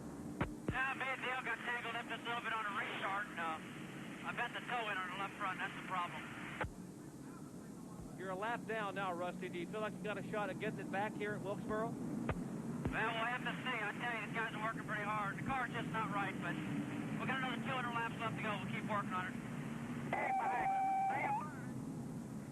All right, his crew now trying to talk to Rusty, so we'll get off and let them converse as we should be going back to green here in just 1 more lap. Now, a couple of drivers benefited from that caution because they had not made a pit stop, but then did after the caution came out, and Alan Kowicki and Neil Bonnet both are back on the lead lap. So that'll put us 7 cars in the lead lap, Bob, with the last car back there being Bonnet now. He just came in for a late pit stop just a lap ago and took a new right rear tire on. Here we go, back to green, as Terry Labonte will lead them down with Earnhardt in second. Jeff Bodine is in third. Bill Elliott, then Alan Kowicki, Morgan Shepherd, and Neil Bonnet. Those cars on the lead lap. Green comes back out again. Look at Dale Earnhardt working the high side of the racetrack, passing Benny Parsons down the backstretch. But now Terry Labonte still has the advantage, although Earnhardt is sneaking up, giving him a little bump there in the rear as they come off the 4th corner. It is still Labonte leading.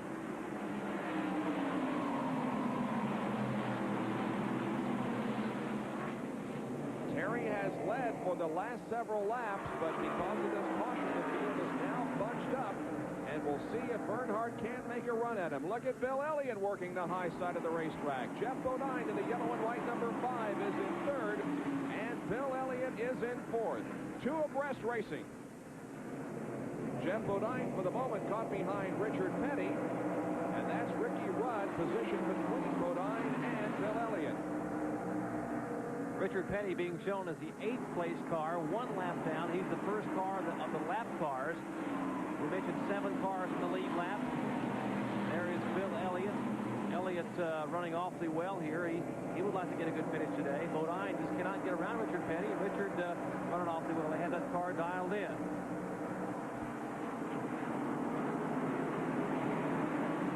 Pontiac leading Chevy and Ford. The breakdown when we started this race was 12 Chevrolets, 8 Fords, 5 Pontiacs, 4 Oldsmobiles, and 3 Buicks. Chevy is in second. A Chevy is in third. Then Bill Elliott's Ford in fourth, and the Buick of Morgan Shepherd in fifth. Take a look at the front of the car number 9 as it comes by. We'll get a shot as it come out of turn 4 next time. You can look at the grill in that Coors Ford. It is mashed in somewhat. There's the front of the car number 9. That grill having been shoved in with some of the short track cramming and bamming. And that may be a problem as the afternoon continues. The car may overheat. That's what happened to Ricky Rudd a week ago. His grill at Martinsville got shoved in. The car overheated, and he had to park it. So keep an eye on Elliott. Maybe a problem. It may not be. They get a pit stop and get to pull some of that grill work away. But the nose cone of that Coors smelling Ford has been blunted somewhat by short track competition.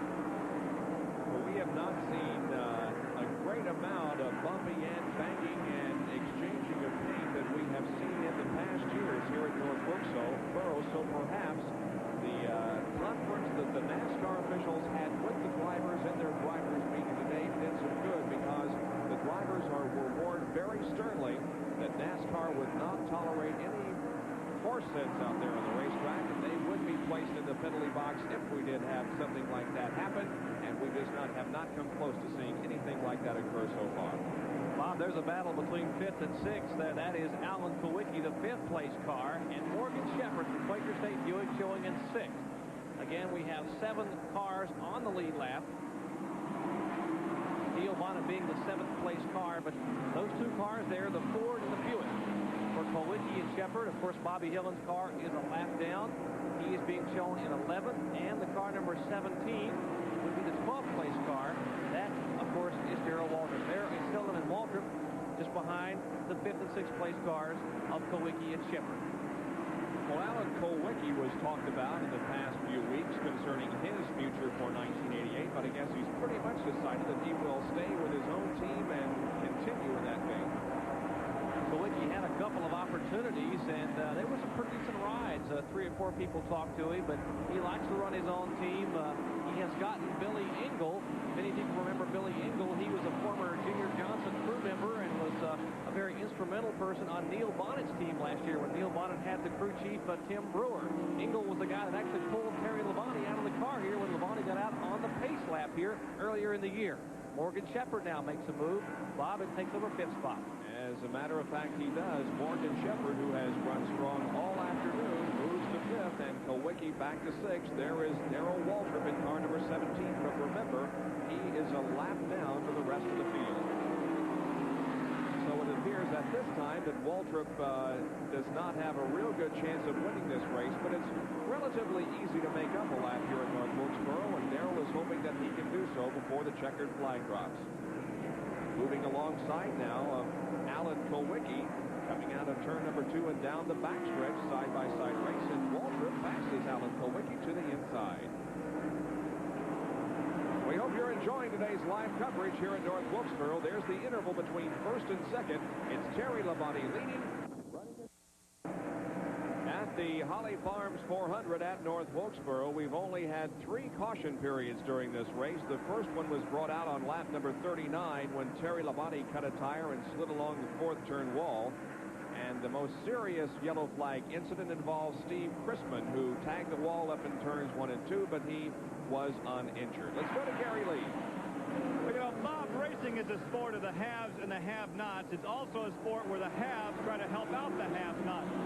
A brand new Goodyear Eagle racing tire will cost $175, so many teams will buy used tires.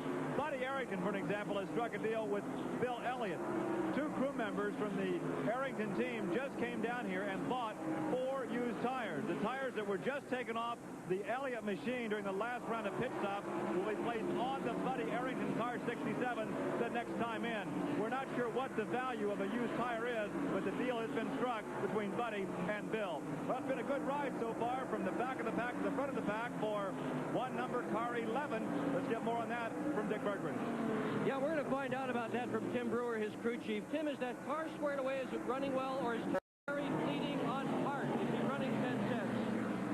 Well, you know, when we lost the tire earlier in the race, we got a little bit behind, but fortunately it didn't damage the characteristics of the car any. As far as is he running hard, anytime you're in front of Dale Earnhardt, you're running hard, believe me.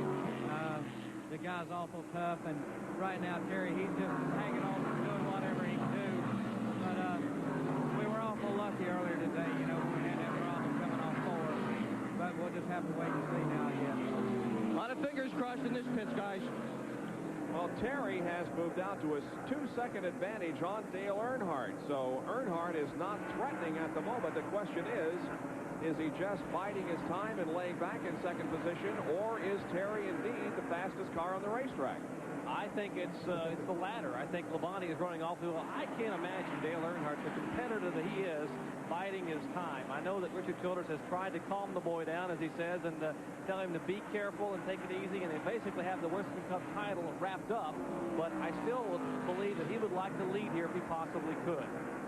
Meanwhile, we go back and check on this 3rd and 4th place situation. That is Jeff Bodine on the far left of your screen. The number 15 car of Ricky Rudd is a lap down. Then the 9 car of Bill Elliott, who is on the lead lap and challenging Jeff Bodine for that 3rd position.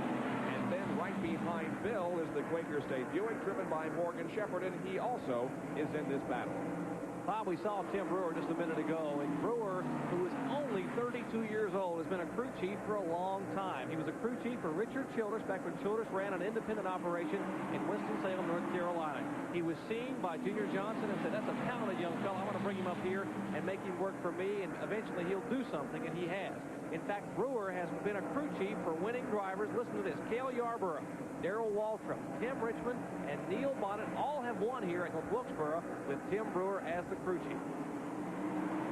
You combine that with Junior Johnson, you may have a winning combination. Now, on lap number 39, when Terry had the tire problem, bringing out the caution, he dropped to 22nd position and was the last car on the lead lap.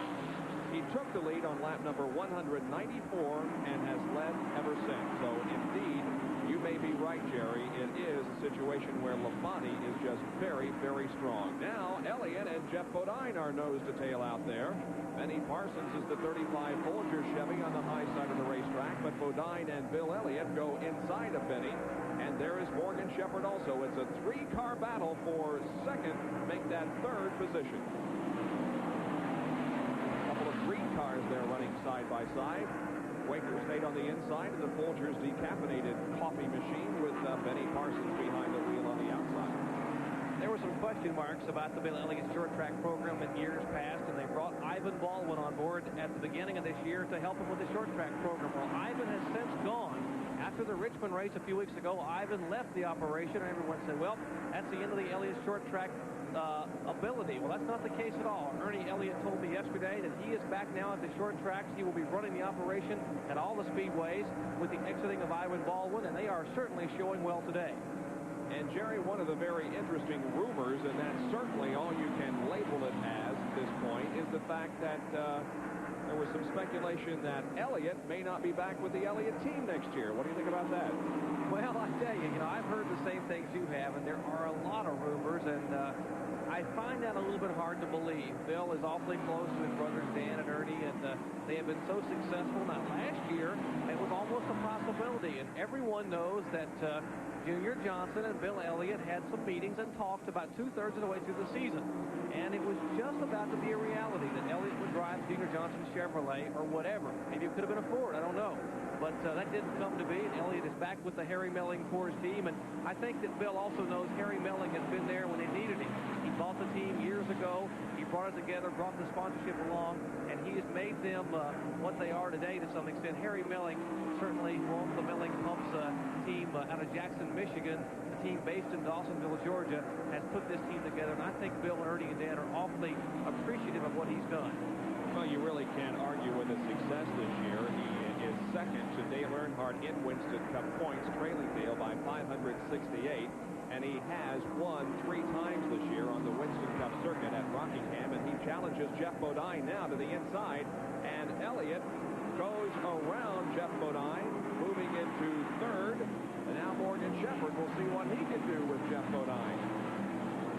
Bodine sliding high onto the racetrack, and Morgan Shepherd getting his nose to the inside, but Jeff Bodine hanging on. Well, apparently the handle of the Levi Garrett Chevrolet has gone away somewhat. Bodine's car skittering coming out of the corner, is getting awfully loose. There's the leader, Terry Labonte, and he's trying to make a move and put the car number 18 of Dale Jarrett another lap down. 255 laps completed here at North Wilkesboro. There are the top five back at North Wilkesboro, and the battle on the racetrack is for fourth, and that is the number 26 car of Morgan Shepherd that has passed the 5 car of Jeff Bodine, and so Morgan Shepherd is in fourth now. Bodine back to fifth. The top 5, Labonte, Earnhardt, then Elliott, then Shepherd, and then Jeff Bodine. Let's go to the pit area. Well, Bob, the problem with Jeff Bodine's car, according to his crew chief, Gary Nelson, is that it's a bit loose. This is a bad time to have the car a bit loose. We're still quite a ways away from the next round of scheduled pit stops. On a warm afternoon like this is becoming, the car is going to only get worse.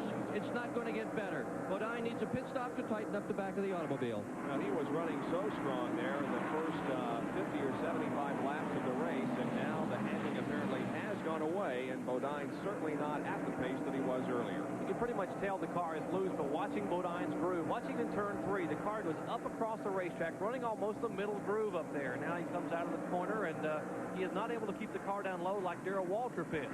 He is moving his hands back and forth like he's swatting flies inside the Levi Garrett Chevrolet. He's just moving that steering wheel back and forth, trying to keep the car in a straight line, but the rear of the car is skittering out. Now, the other 2 drivers on the lead lap, besides the 5 that we gave you just a few minutes ago, Alan Kulwicki is 6th on the lead lap, and so is Neil Bonnet in car 75. Then a lap down, Richard Petty, Darrell Waltrip, who you see there with Jeff Bodine. Kyle Petty is 10th. Ricky Rudd is 11th. Bobby Hillen Jr. is 12th. 13th is Rusty Wallace. 14th is Phil Parsons. 15th is Ken Schrader. In 16th position, 2 laps down, Benny Parsons. And in 17th, also 2 laps down, Michael Waltrip. And here comes Darrell Waltrip as he has been able to move by Jeff Bodine. Bob, we alluded to the fact that there would be some driver changes earlier in the week. There have been some more speculations and some more announcements made. We mentioned that Kenny Schrader will be the driver for the Folgers Hendrick Harry Hyde team. That's the ride vacated by the illness of Tim Richmond. As we take a look at the leader now, Terry Labonte, getting ready to make a move. Good shot from the Hardee's race cab inside Neil Bonnet's car, the Valvoline Pontiac, as they go around Ernie Irvin. But as Labonte makes that move, we mentioned the fact that Ricky Rudd will go to the Quaker State Bernstein team. Replacing Rudd at Bud Moore will be Brett Bodine. Morgan Shepherd is due to form his own team. We understand Joe Rutland will be coming back with a new team. Who will drive the Dunleavy car, the Red Baron Pizza car? Well, we've heard that possibly Dale Jarrett may get an opportunity in that car, and what an impressive year he has had. The young driver from Conover, second-generation driver, son of Ed Jarrett, possibly Doug Hemron, who was very impressive yesterday, winning the modified race. And the latest rumor, and the fellow who just may climb in that car, our buddy Benny Parsons, maybe aboard the car number 90 for 1988. Those 3 drivers are the top 3 candidates there. Well, Gary Nelson, he may leave the car number 5 and run an R&D program, research and development, for Rick Hendrick in a 6 or 8 race schedule, or he may go somewhere else for Rick Hendrick if he buys another team on the Winston Cup Tour. Bob Johnson, the crew chief for Kenny Schrader, will be leaving that team. He will be joining up with Kenny Bouchard, younger brother for Ron Bouchard, and Bob Whitcomb has bought the Dygard operation, and Whitcomb will own that. Kenny Bouchard will drive it, and Bob Johnson will be the chief wrench. We mentioned Rodney Combs may have a new deal for next year. Hut Strickland, who has the Skip Janey car here, has since retired, being involved in an accident over in turns 1 and 2 with Steve Crispin. He will run a 15-race schedule in 88 in that car number 76. And we'll talk some more about what's coming up. We have some other possible speculations, some definite maybes on what will happen in 88. Well, it's an interesting time of year as decisions are being made and positions being sought for the 1988 Winston Cup season. Well, Terry Labonte has disposed now of both Neil Bonnet and Alan Kulwicki, so they both go a lap down, and now there are 5 cars again on the lead lap. The leader is Terry Labonte from Corpus Christi, Texas. Labonte started this race in 4th position in the Budweiser Chevrolet, driving for Junior Johnson. And aside from a time in which Dale Earnhardt led for a while, it's been all Terry Labonte, and he's been able to keep about the same interval between himself and Dale Earnhardt here in the past 50 or 75 laps or so.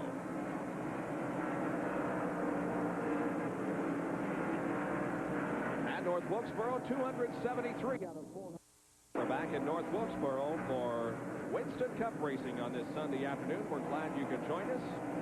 Terry Labonte leads, Dale Earnhardt, Bill Elliott, Morgan Shepherd, and Jeff Bodine. Gary Lee is down in the pit area. Well, actually, now I want to see a show of hands. How many of you out there have taken home a used racing tire as a souvenir? If you have, I'm in your heaven. We're back here in the Goodyear truck. Now, Goodyear provides only a right side and a left side compound for these Winston Cup cars. Most major teams will mount up 8 or 9 sets. But during every yellow, the major teams will change all 4 tires. So sometimes during the running of the race, a crew member will actually bring some rims back here.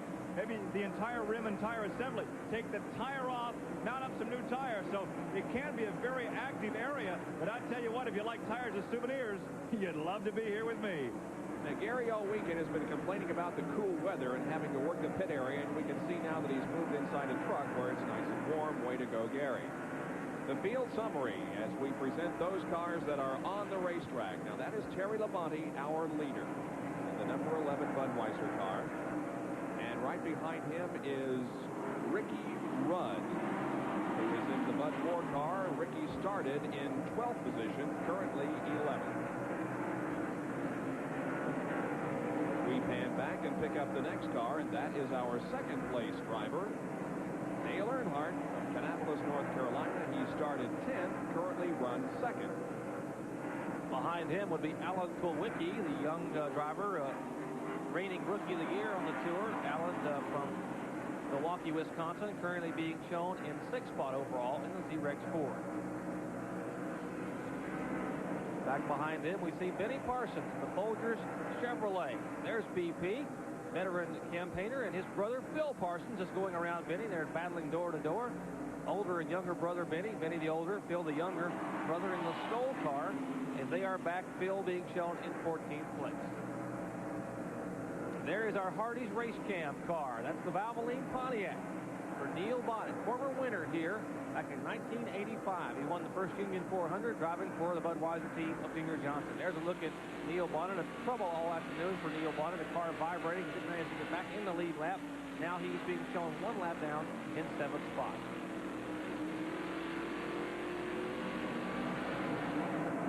We go back out onto the racetrack to summarize the field. There is Ken Schrader in the number 90 car. Ken started 6th, is currently in 15th. He's from Fenton, Missouri in the Red Baron Frozen Pizza Ford. Davey Allison has not had a particularly good race here this afternoon. He is currently in 26th, and the car began the race from 22nd position. He's been in and out of the pits all afternoon. And his attempt at working into the short tracks is an experimental thing here this afternoon. And there's Cuckoo Marlin, Cuckoo and Eula Faye's #1 son, Sterling Marlin. Sterling from Columbia, Tennessee, 30 years of age, running the Piedmont Airlines Underalls Oldsmobile. Not having a great run. Sterling currently being shown back in the field in 20th spot. Dale Jarrett from Hickory, North Carolina, drives this Coates and Clark Chevrolet, owned by Eric Friedlander, car number 18. He started his race in 19th and is currently 18th. Handing back to the leader of the Alabama gang, Bobby Allison. Allison in the car number 22, currently showing at 19th spot. Bobby Allison, a 4-time winner here at North Wilkesboro, making start number 700 in his career today. Then it's Michael Waltrip in the number 30 All-Pro Chevrolet. Michael Waltrip is in 17th after a 7th place start. We have a bit of an interval here between Michael Waltrip and the next car, which is that of Bill Elliott. Elliott currently is in 3rd, and his starting position, of course, was number 1. He was the pole sitter. There's Ronnie Thomas from Christiansburg, Virginia, the Bush Policies Chevrolet. Ronnie, now an infrequent campaigner on the Winston Cup Tour, would like to run more, just doesn't have the sponsorship. Good-looking race car. The second-generation driver, son of Jabe Thomas, that is Ronnie. And there's a 7-time Winston Cup champion, Richard Petty. 50 years of age. Richard showing well in 8th spot. Richard Petty in the familiar STP colors. A couple of cars running side by side here, moving Out of round the number 64 car of Trevor Boyes is Morgan Shepherd, car number 26. Car owned by Kenny Bernstein. Morgan Shepherd currently is in 4th. His starting position was 9th. Right behind him is Darrell Waltrip, last week's winner at Martinsville, Virginia, in the Tide Chevrolet. Darrell is in 9th position, but is a lap down. And he started outside of row number 1. And there's 27-year-old Kyle Petty, the Citgo Ford from the Wood Brothers stable in Stewart, Virginia. Kyle in the car number 21, currently being shown 10th, just inside the top 10. Kyle having finished 2nd earlier this year in the April 1st Union 400. And then we get back to a battle for the lead. Look at Dale Earnhardt, who has moved right up on the rear bumper of Terry Labonte. And there is Jeff Bodine running in number 5. He is in 5th position and about to go a lap down to Labonte. Let's see what happens here. Oh, and Bodine fighting to maintain control of that Chevrolet. Labonte is right behind him. Now Jeff is moving aside and letting Terry pass to the inside. And here will come Dale Earnhardt also. Labonte is going inside of Jeff Bodine. Bodine is helpless there. His car handling so poorly. You heard Dick Berggren talking to Gary Nelson a little bit ago. Whoa, a little bit of tag there between Bodine and Dale Earnhardt. Bodine's car really drifting high in turn 1. Well, maybe we're seeing the beginning of some excitement here as a little bit of a nudge occurred between Jeff Bodine and Dale Earnhardt. But nevertheless, Terry Labonte has been able to keep the lead through all of this, but now it's going to get interesting because he is approaching a whole group of slower cars, and that could definitely play a factor in who comes out as the leader. Let's take a look at this little bit of nudge. Here's Earnhardt trying to stay close to Labonte. He just pulls up in the groove there, and Bodine is there. The right front of Earnhardt's car, the left front of Bodine's car, contact, a little bit of bobbing and weaving. So Labonte now beginning to work some slower traffic. Ronnie Thomas in car number 41 is passed by Labonte. That's Kyle Petty in the number 21 machine. There were some cars that we were not able to get to in the field summary because we are now concentrating on this battle for the lead, including car number 52. That's Jimmy Means, who is still out there. Ernie Irvin in number 6 is still out, as is the number 12 machine of Larry Pollard. Trevor Boyes is still in the race in car number 64. The number 8 car of Bobby Hillin Jr. and Rusty Wallace, who we had a brief shot of in the field summary ahead of Terry Labonte at that time, but he has since been passed by the Only showing 6 cars out at this point in time, Bob, and not bad at all for attrition. We're pushing 300 laps here at North Wilkesboro Speedway, and you know, we still have of the 32 cars started, we still have 26 running, so a pretty good field. Labonte now beginning to open up a little bit. His car handling awfully well, and we mentioned earlier, Junior Johnson was not worried at all. He was not concerned when Gary Lee talked to him about that first caution flag caused by a right front tire going down on his driver. 300 laps have been completed, 100 to go, and the Holly Farms 400 will take a break. Terry Labonte as we're back in the Neil Bonnet machine in the Hardee's race cam. There is the leader, Labonte, but right on his back bumper is Dale Earnhardt. They pass now the Kenny Bernstein car of Morgan Shepherd. Labonte on the outside. Now Earnhardt decides he'll go there also. And now the number 26 car of Morgan Shepherd has been lapped, and there are only 3 cars on the lead lap besides Labonte and Earnhardt. Bill Elliott, the only other one with these guys. We've got to be wondering what can be the pit strategy coming up as we wind down here at Wilkesboro Speedway. When will Labonte make a pit stop? What will they do? How about Earnhardt's pits? And maybe we can check in down on pit road and find out exactly maybe what the pit strategy is with Dick Berggren. Dick? Well, Jerry, the pit strategy will certainly be determined by yellow flags. If they get a yellow flag, everybody's going to come in. But remember, all afternoon, Earnhardt has been pitting earlier than everybody else, and Labonte is getting excellent fuel mileage. Next time Earnhardt comes in, if it's under a green flag, he'll almost certainly take 2 tires, a load of fuel, and go out. Labonte will do the same. If it's a yellow flag, they're going to do all 4 tires and then come in. Here's the key deal. Labonte seems to be getting better fuel mileage by about 20 laps than Earnhardt per tank. That means he can stay out there longer and hope for the yellow flag to pick up the 4 tires, which would, in fact, give him an advantage at the be determined here in the next few laps. They will, of course, make one more pit stop before the end of this race. And it could be one more lost in the pit area before this one is all over. Now, if Terry Labonte were to win here this afternoon, it would be the 10th different winner in 1987 on the Winston Cup Tour. Of course, Earnhardt has the most wins with 11. Bill Elliott has 3. Rudd, Davey Allison, and Tim Richmond each have 2. And then Kyle Petty, Bobby Allison, Rusty Wallace, and Darrell Waltrip each have 1 win. And Bob, Terry Labonte's last win came in March of 1986 at North Carolina Motor Speedway in Rockingham, North Carolina. It has been 50 races since Labonte has been to victory lane. It has been a long time and a long dry spell for the Junior Johnson crew. Tim Brewer and the crew really working to put this car at victory lane. And Terry's performance here in this race last year, of course, he wasn't driving for Junior Johnson, but he finished 10th in the 1986 Holly Farms 400. And in the race earlier this year here at North Wilkesboro, the first Union 400, he was 8th, although, as we mentioned, he did not actually drive in competition as Brett Bodine took over for the injured Terry Labonte. Now the number 5 car of Jeff Bodine and the 26 machine of Morgan Shepherd begin to close up just a little bit as Darrell Waltrip is positioned between the two. Shepherd currently in 4th, and Jeff Bodine is in 5th. We mentioned the 3 cars that were battling last week in Martinsville, Virginia. That final lap as Labonte was involved, as was Darrell Waltrip and Dale Earnhardt. The Labonte car was damaged pretty severely. And listen to what happened to the car. They brought it back from Martinsville. It's the same car they're racing here today. They brought it back from Martinsville, Virginia on Sunday night. Tim Brewer and the crew, Wayne Dalton, everybody went to work on the car, stripped the sheet metal off, and Brewer left for Banjo Matthews' shop Sunday night. On Monday afternoon at 8 o'clock, at 8 p.m., the car returned from Banjo's shop with a new frame and began to work putting sheet metal on the car. At 5 o'clock Tuesday morning, the crew finished putting sheet metal on the car, sent it in to be painted. The car was painted Tuesday night, reassembled with chassis parts, the coolers, the ductwork.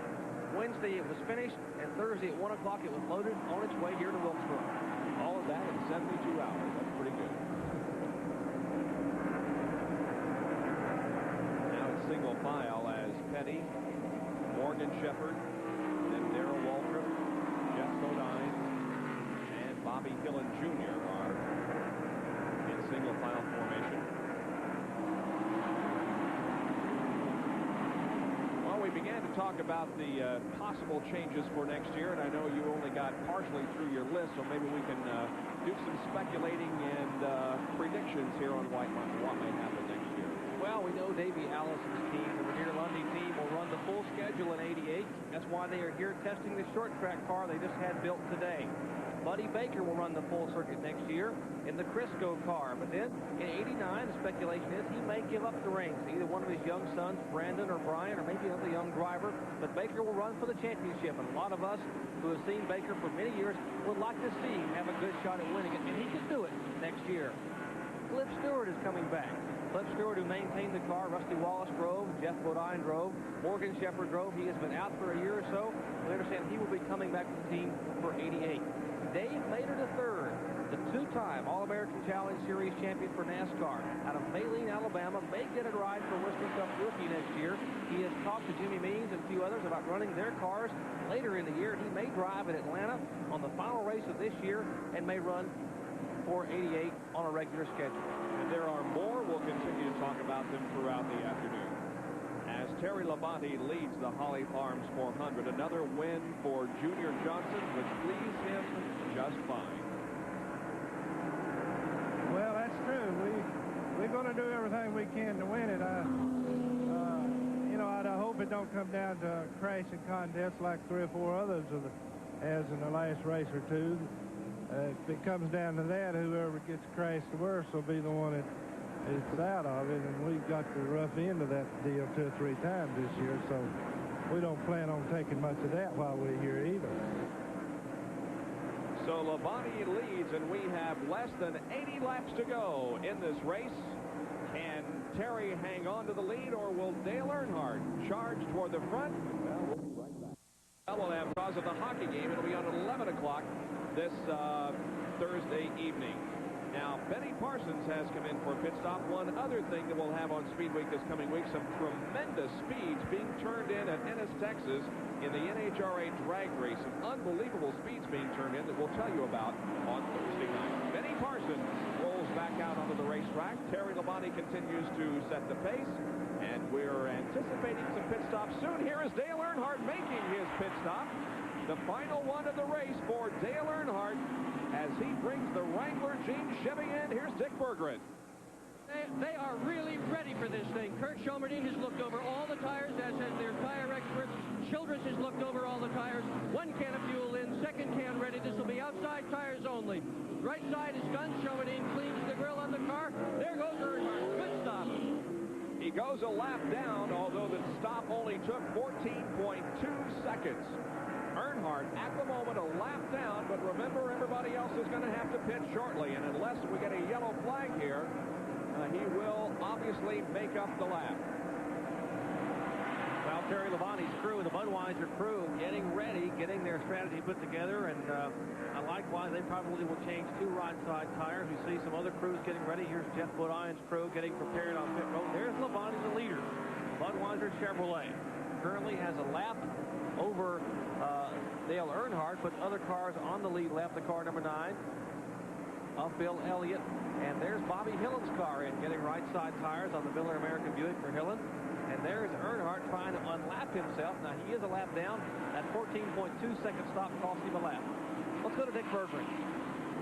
Jeff Bodine is going to be the next one in. Remember, he's got problems with the rear end of that car being loose. He's also got right front damage. This is a right side tire change, a windshield clean. Got 1 can of fuel in it. Surprisingly, they're not touching the bolts on the car. They're not going to adjust the springs, and here's why. They're going to make their changes with tires. Bodine to take 4 tires under green. The only time you see this is when the handling has gone away. There is proof positive that Bodine has lost the handles, Bob. Gary Lee, what's going on at your end? Well, we have Bill Elliott in as Dan Elliott goes to work on the left front again, changing right side tires only. A clean windshield being administered. 2 dump cans, 22 gallons of fuel. Bill Elliott, the short track program trying to pick up steam here at North Wilkesboro is underway. So now the only one of our top 3 who has not come in for a stop is the leader, Terry Labonte. And we've been mentioning throughout the afternoon he's getting just a little bit better gas mileage than anybody else. That's allowing him to stay out there. And I think, Jerry, that Earnhardt just showed his hand before we went down for the Jeff Bodine stop. He passed Labonte and really put him away, so to speak. Here comes, by the way, the leader, Labonte. Here's Terry Labonte on the Budweiser pit stop on pit road. Let's go to Dick Berggren. Well, here it is for all the marbles. This may well be Labonte's last pit stop. Certainly Earnhardt could pass him because he's got those 2 new tires, but Labonte is about to have new tires on the outside of his automobile as well. Count on this being a 2-tire change. They're not going to change more. There goes Labonte. He's out. And he's going to fall in just behind Dale Earnhardt. No, he beats Earnhardt out of the pit area, and Labonte hangs on to the lead. And this crowd is on its feet here at North Wilkesboro. A capacity crowd of 35,000 people estimated here by the local facilities, local constabulary, and they are cheering Terry Labonte, the local favorite. Junior Johnson's shop just 8 miles away. Bob Jenkins and Labonte 12.3 seconds on their pit stop, and the Wrangler crew 14.2. And there's the difference. Labonte is the leader. Well, Earnhardt had to climb on the brakes to avoid running into the back end of another car, and that allowed Terry just to accelerate to the inside and move out into position ahead of Dale Earnhardt. Ricky Rudd gets service on pit road. Right side tires for the Motorcraft Ford. Harold Stott and the crew changing those tires, and there is Labonte moving inside of the Xerox Ford of Alan Kowicki. This crew, the Budweiser crew, Tim Brewer, Wayne Dalton, Pete Wright, Sandy Jones, Mike Hill, all of them have worked so hard, and the guys in the shop this week, they will not be denied. Brewer said, we had to totally rebuild this car, as I told you earlier. This is the car they wanted to win with earlier in the year. They brought it here as a brand new race car, and Brett Bodine was the driver. Their number 1 driver, Terry Labonte, was hurt. Terry Labonte now with about a 4-second lead, or rather a 2-second lead on Dale Earnhardt. Holly Farms 400, Winston Cup race from North Wilkesboro, North Carolina. Terry Labonte in car number 11 is the leader. The car right ahead of Labonte is Bill Elliott. He is in third. So Labonte is about to put Bill Elliott down a lap, and that would mean that only Labonte and Dale Earnhardt are on the lead lap. And Jerry, I think we're seeing Terry Labonte pull away from Dale Earnhardt. Earnhardt's car just doesn't seem to be performing as well as it has throughout the afternoon. Well, I don't think it is either, and I think if he could have stayed out there in front of Labonte, he would have liked to have done that. Now, possibly the only hope may be a caution flag to get these cars back in and get them redialed or readjusted. There's Richard Petty on pit road, Bill Wilburn and the crew. Kenny Wilson gets changing right side tires. The car down and away off the jacks. 15.5 seconds from Richard Petty. Pretty good SPP pit stop. Richard Petty had a very close call a few laps ago with that man right there that he drops in beside of, Ricky Rudd, as Richard Petty had to battle for control in turn number 3. And there is Davey Allison once again, and Joey Knuckles and the crew have been working feverishly on this car several times during the afternoon. So Davey has been no threat here on this short track, although he's always a force to be reckoned with on the super speedways. That short track program will be coming along fine next year. Well, if Bill Elliott can stay put there in front of Terry Labonte, he may have a shot at winning it, but even if he can't, he can maintain his position. He may equal his best short track finish of the year. He's currently being shown in 4th spot. And he now will possibly go a lap down. Benny Parsons, another unscheduled stop, makes his way to pit road. And Kenny Schrader makes the pit stop under green. Labonte and Elliott running side by side. Now Labonte inches ahead as there is Benny Parsons, who came in for another stop. Obviously the car not performing the way he wanted it to, and it looks like the Schrader will come in only for a splash of fuel in the Red-Baron Ford support. Schrader currently being shown in 15th spot. The last car, 1 lap down. Benny Parsons is in 16th, showing 2 laps down to that man, Terry Labonte. As you can see, Labonte has indeed passed Bill Elliott, so now 2 cars remain on the lead lap. The only other one besides the leader Labonte, Dale Earnhardt.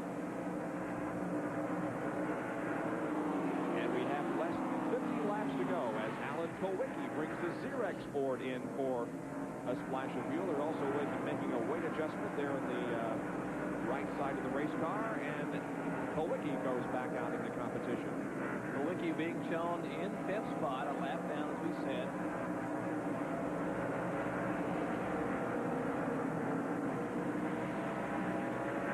Now Labonte and Darrell Waltrip are side by side. These are 2 of the 3 combatants in the final lap last weekend at Martinsville. But again, very clean racing here at North Wilkesboro as Darrell moves over and allows Terry to pass very easily. Well, we heard from Junior Johnson about how important it is for him to win. How about Terry Labonte bringing home a win? Well, the pressure's been on all season, you know. Of course, I think the closer you get to the end, a little bit more pressure there. But the thing that's bad about our year is the fact that we've come close several times and missed those chances. You can't ever make them up. You know, you just got to go out and get some more chances. And so this will be of all the races left to win, this will be the one I'd love to win more than any other, probably. And he's well on his way to doing so. We'll know in the next few laps. Now 357 laps are completed. Darrell Waltrip has brought the Tide Chevrolet in again. Here's Dick Berggren. Yeah, it's going to be a right side tire change for Waltrip. Jeff Hammond, the crew chief, is inside the car, winding a whole bunch of wedge into it. They've got the gas in one can of it, second can in, and there goes Waltrip.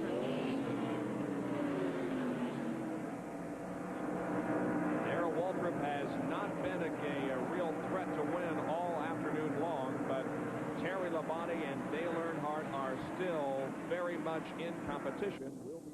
Neil Bonnet, the Valvoline Pontiac, and the Hardee's Race Cam at North Wilkesboro, North Carolina Speedway in the Holly Farms 400. It is a 7th position that Neil Bonnet holds at the moment. He's talking with his crew and just has been having problems all afternoon. He's signaling to the other drivers to go ahead and pass him. He's coming in for a pit stop, as a matter of fact.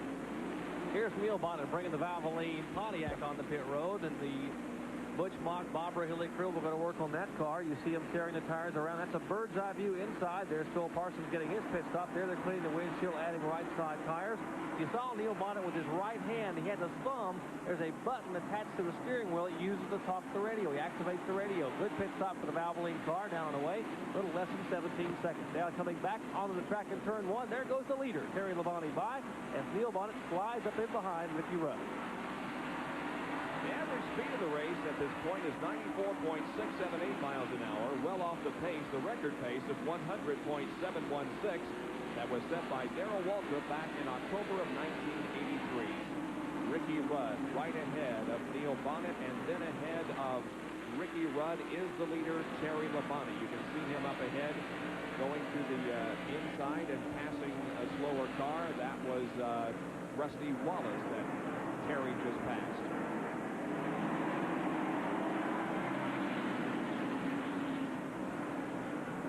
Richard Petty right ahead of Terry Labonte as Richard stands to lose his second lap of the race. Richard is currently being shown in 8th position. To summarize what has gone on so far, we've had 3 caution periods.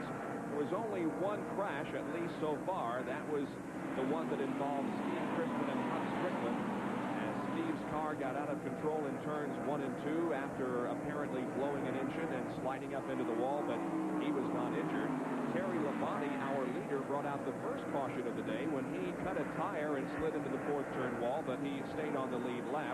And then we had a yellow so that an injured crewman on the Bobby Allison crew could be taken to the hospital. Mark Osborne suffered a laceration of the lip when hit with one of the air wrenches, and he was allowed to cross the track. There is no tunnel here, so if you go outside the racetrack, you have to cross the track itself. Those are the 3 caution periods that we've had. As far as leaders, we have had 5 different leaders, rather 5 lead changes in this race. But Terry Labonte has far and away led the most, and Earnhardt has led the second highest number of laps. Bob, the interval between first and second has continued to grow. It is now 4.6 seconds between Terry Labonte, the leader, and the second place car, Dale Earnhardt.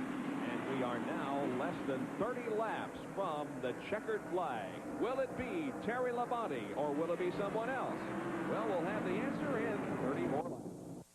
Dick Bergman and Gary Lee back at North Wilkesboro, North Carolina Speedway in the Holly Farms 400. And Terry Labonte is the leader with less now than 25 laps to go. There is second place Dale Earnhardt. Those 2 cars, the only ones on the lead lap. Here's Gary. Well, after that last pit stop for Dale Earnhardt, the strategy was a bit of compromise because he has been complaining to Richard Childress in the headset. The car has been loose in the last 100 to 120 laps. Had they made their final pit stop under yellow, they would have jacked some more weight, gone to a 4-tire change, and changed the stagger.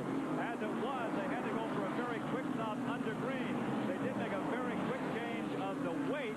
They jacked the weight around, only changed right side tires, so the car is still loose, and for that reason, it doesn't appear that Dale will have a chance of catching car number 11. All right. There is Dale Earnhardt in second position. The interval about 4 seconds. Our pit stop summary shows that Labonte came in the lead and went out in the lead. Earnhardt also maintained his position, as did Elliott and Shepard. Bodine lost a position, came in 5th and went out 6th. And Alan Kulwicki also lost a position. He came in 6th and went out in 7th position. Bob, I mentioned if Labonte wins this race today, he will be the 10th different winner on the tour this year. Among some of the hot shoes, some of the Winston Cup stars who have not won, Richard Petty has been 95 races without a win. Benny Parsons has not won since 1984. Harry Gant, 2 years ago today, his last win here at Wilkesboro. Neil Bonnet won back in October of last year at Rockingham. He has not won this year. Cale Yarborough has not won in 2 years. And Buddy Baker, although he's been so close so many times, he has not won since Daytona in July of 1983. But it appears as if we will have a brand new winner for 1987 with Terry Labonte. Well, as we mentioned, there are different size racetracks and therefore different types of tire compounds. Here's Jerry. These are the Goodyear Racing Eagles we see on the Winston Cup cars throughout the year. Now, we all know there are different racing tire compounds for different tracks, but what you may not know is there are different tire sizes for different tracks. Let me show you what we mean. This tire up front is a short track and road course tire used at Riverside and Watkins Glen, places like Richmond and Wilkesboro. It has a very narrow sidewall. The narrow sidewall allows it more stability so the cars can sashay back and forth for tight corners on a road course or short track. Let's look at Big Brother here. This tire used at Michigan, Darlington, Charlotte, intermediate-sized tracks, a little bit bigger sidewall. You don't need as much sidewall strength because most of the force goes through the rubber into the asphalt. Let's look at the big guy here. This is Talladega. Big sidewall. No need for sidewall stability here overall.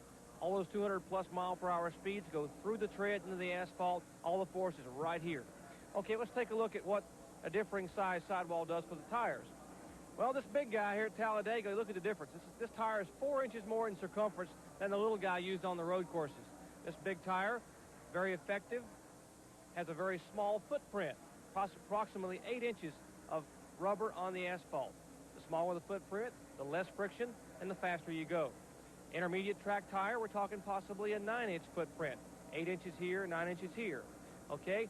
Now, on road courses, we're talking the largest footprint, possibly 9.5 or 10 inches. More stability, more rubber on the asphalt, and a better handling tire. Overall, different tire sizes for different tracks. Something new for NASCAR. And something not new for NASCAR is, with 13 laps to go, Dale Earnhardt, except this time he's not in the lead. He is running in second position, and he's been caught in some race traffic and has dropped 8 seconds behind Terry Labonte, and there are less than 13 laps to go. Terry Labonte leads Earnhardt, Elliott. The final few laps of the Holly Farms 400. There is Ernie Irvan in car number 6. He has obviously lost a tire, and he scraped the fourth turn wall, similar to what Terry Labonte did early in the race. However, this does not bring out a caution. Irvan has continued to keep the car running. He's now safely in the pits. No caution. For a moment, we thought that the caution was going to come out, bunch up the field, and perhaps Dale Earnhardt would have a shot at Terry Labonte, but that apparently will not be the case as Labonte continues to lead the field. Terry Labonte moving in on the 4th place car. That is Morgan Shepherd in the Quaker State Bernstein Buick. Labonte now biding his time as laps are winding down. It'll be 6 laps to go when we come back. There's the 2nd place car, Dale Earnhardt. An unusual spot for Earnhardt. He is the chaser as opposed to the chasee. He has been the leader on 6 of the 7 short track events. He has led the most laps. And he, of course, he has won 6 times. 5 more laps to go, and Earnhardt is going to have to make an outstanding charge here the last few races of the year in order to tie or even beat Richard Petty's 13 wins in a single season. Terry Labonte has led this race since lap number 194. Terry Labonte looking for career win number 7 and only his 2nd ever short track victory in Winston Cup competition. Last time that Labonte won was in March of 1986. It's been well over a year ago. That victory was at Rockingham. Harold Kinder, the official starter for the Winston Cup Series, points to Terry Labonte and gives him the 2 more laps to go signal. Next time around, Labonte will be receiving the white flag for his final trip around this .625-mile racetrack. There is Dale Earnhardt in 2nd, but well off the pace, some 8 seconds behind Labonte. And we have a crash over in turn number 2. Not a crash, actually, but a spin involving Alan Kowicki, but it does bring out the caution flag, and Labonte will be coming down to receive the caution flag and also the white flag at the same time, so this race is going to end under caution, and Terry Labonte has it. Well, coming back from adversity, you talk about he started out in the wall in turn 4 on the first caution flag of the day. A cut right front tire, and now he'll take that same Budweiser Chevrolet and an impressive effort by Tim Brewer, Junior Johnson, and the crew to victory lane. His first win in 50 starts for Terry Labonte. Win number 7. He will come down, Bob, and get the checkers. And here it is. Labonte receives the checkered flag, and Terry Labonte wins his first Winston Cup race of 1987. He gives Junior Johnson another victory here at North Wilkesboro. His win comes in his 270th Winston Cup race. Terry Labonte from Corpus Christi, Texas. And that makes Junior Johnson the all-time winningest car owner here at North Wilkesboro Speedway. He had been tied with Penny Engineering with 15 wins apiece. Now Johnson will have win number 16, and Labonte its career win number 7. Junior certainly has something to smile about. We heard Gary Lee early in the race talk about how calm and serene that Junior Johnson is most of the time. Perhaps we can get a smile out of him in victory lane. We know we'll have one from Terry Labonte, who came so close last weekend at Martinsville, but finally pulls off the victory at North Wilkesboro. So Terry has pulled the car into victory lane. He'll have a few moments to get himself together in the race car. Then he'll be stepping out and talking with us, and we'll be back for that victory. Terry Labonte has won. Dale Earnhardt finishes second. Third was Bill Elliott, followed by Morgan Shepherd and Jeff Bodine. We go to the victory lane. Dick Berggren standing by with Terry Labonte. Well, Terry Labonte, what does it feel like to win at Wilkesboro for Junior Johnson? I'll tell you what, Darrell Waltrip won this race a year ago, and he said on ESPN that Terry would have fun in this car, and I did. I tell you, he didn't lie.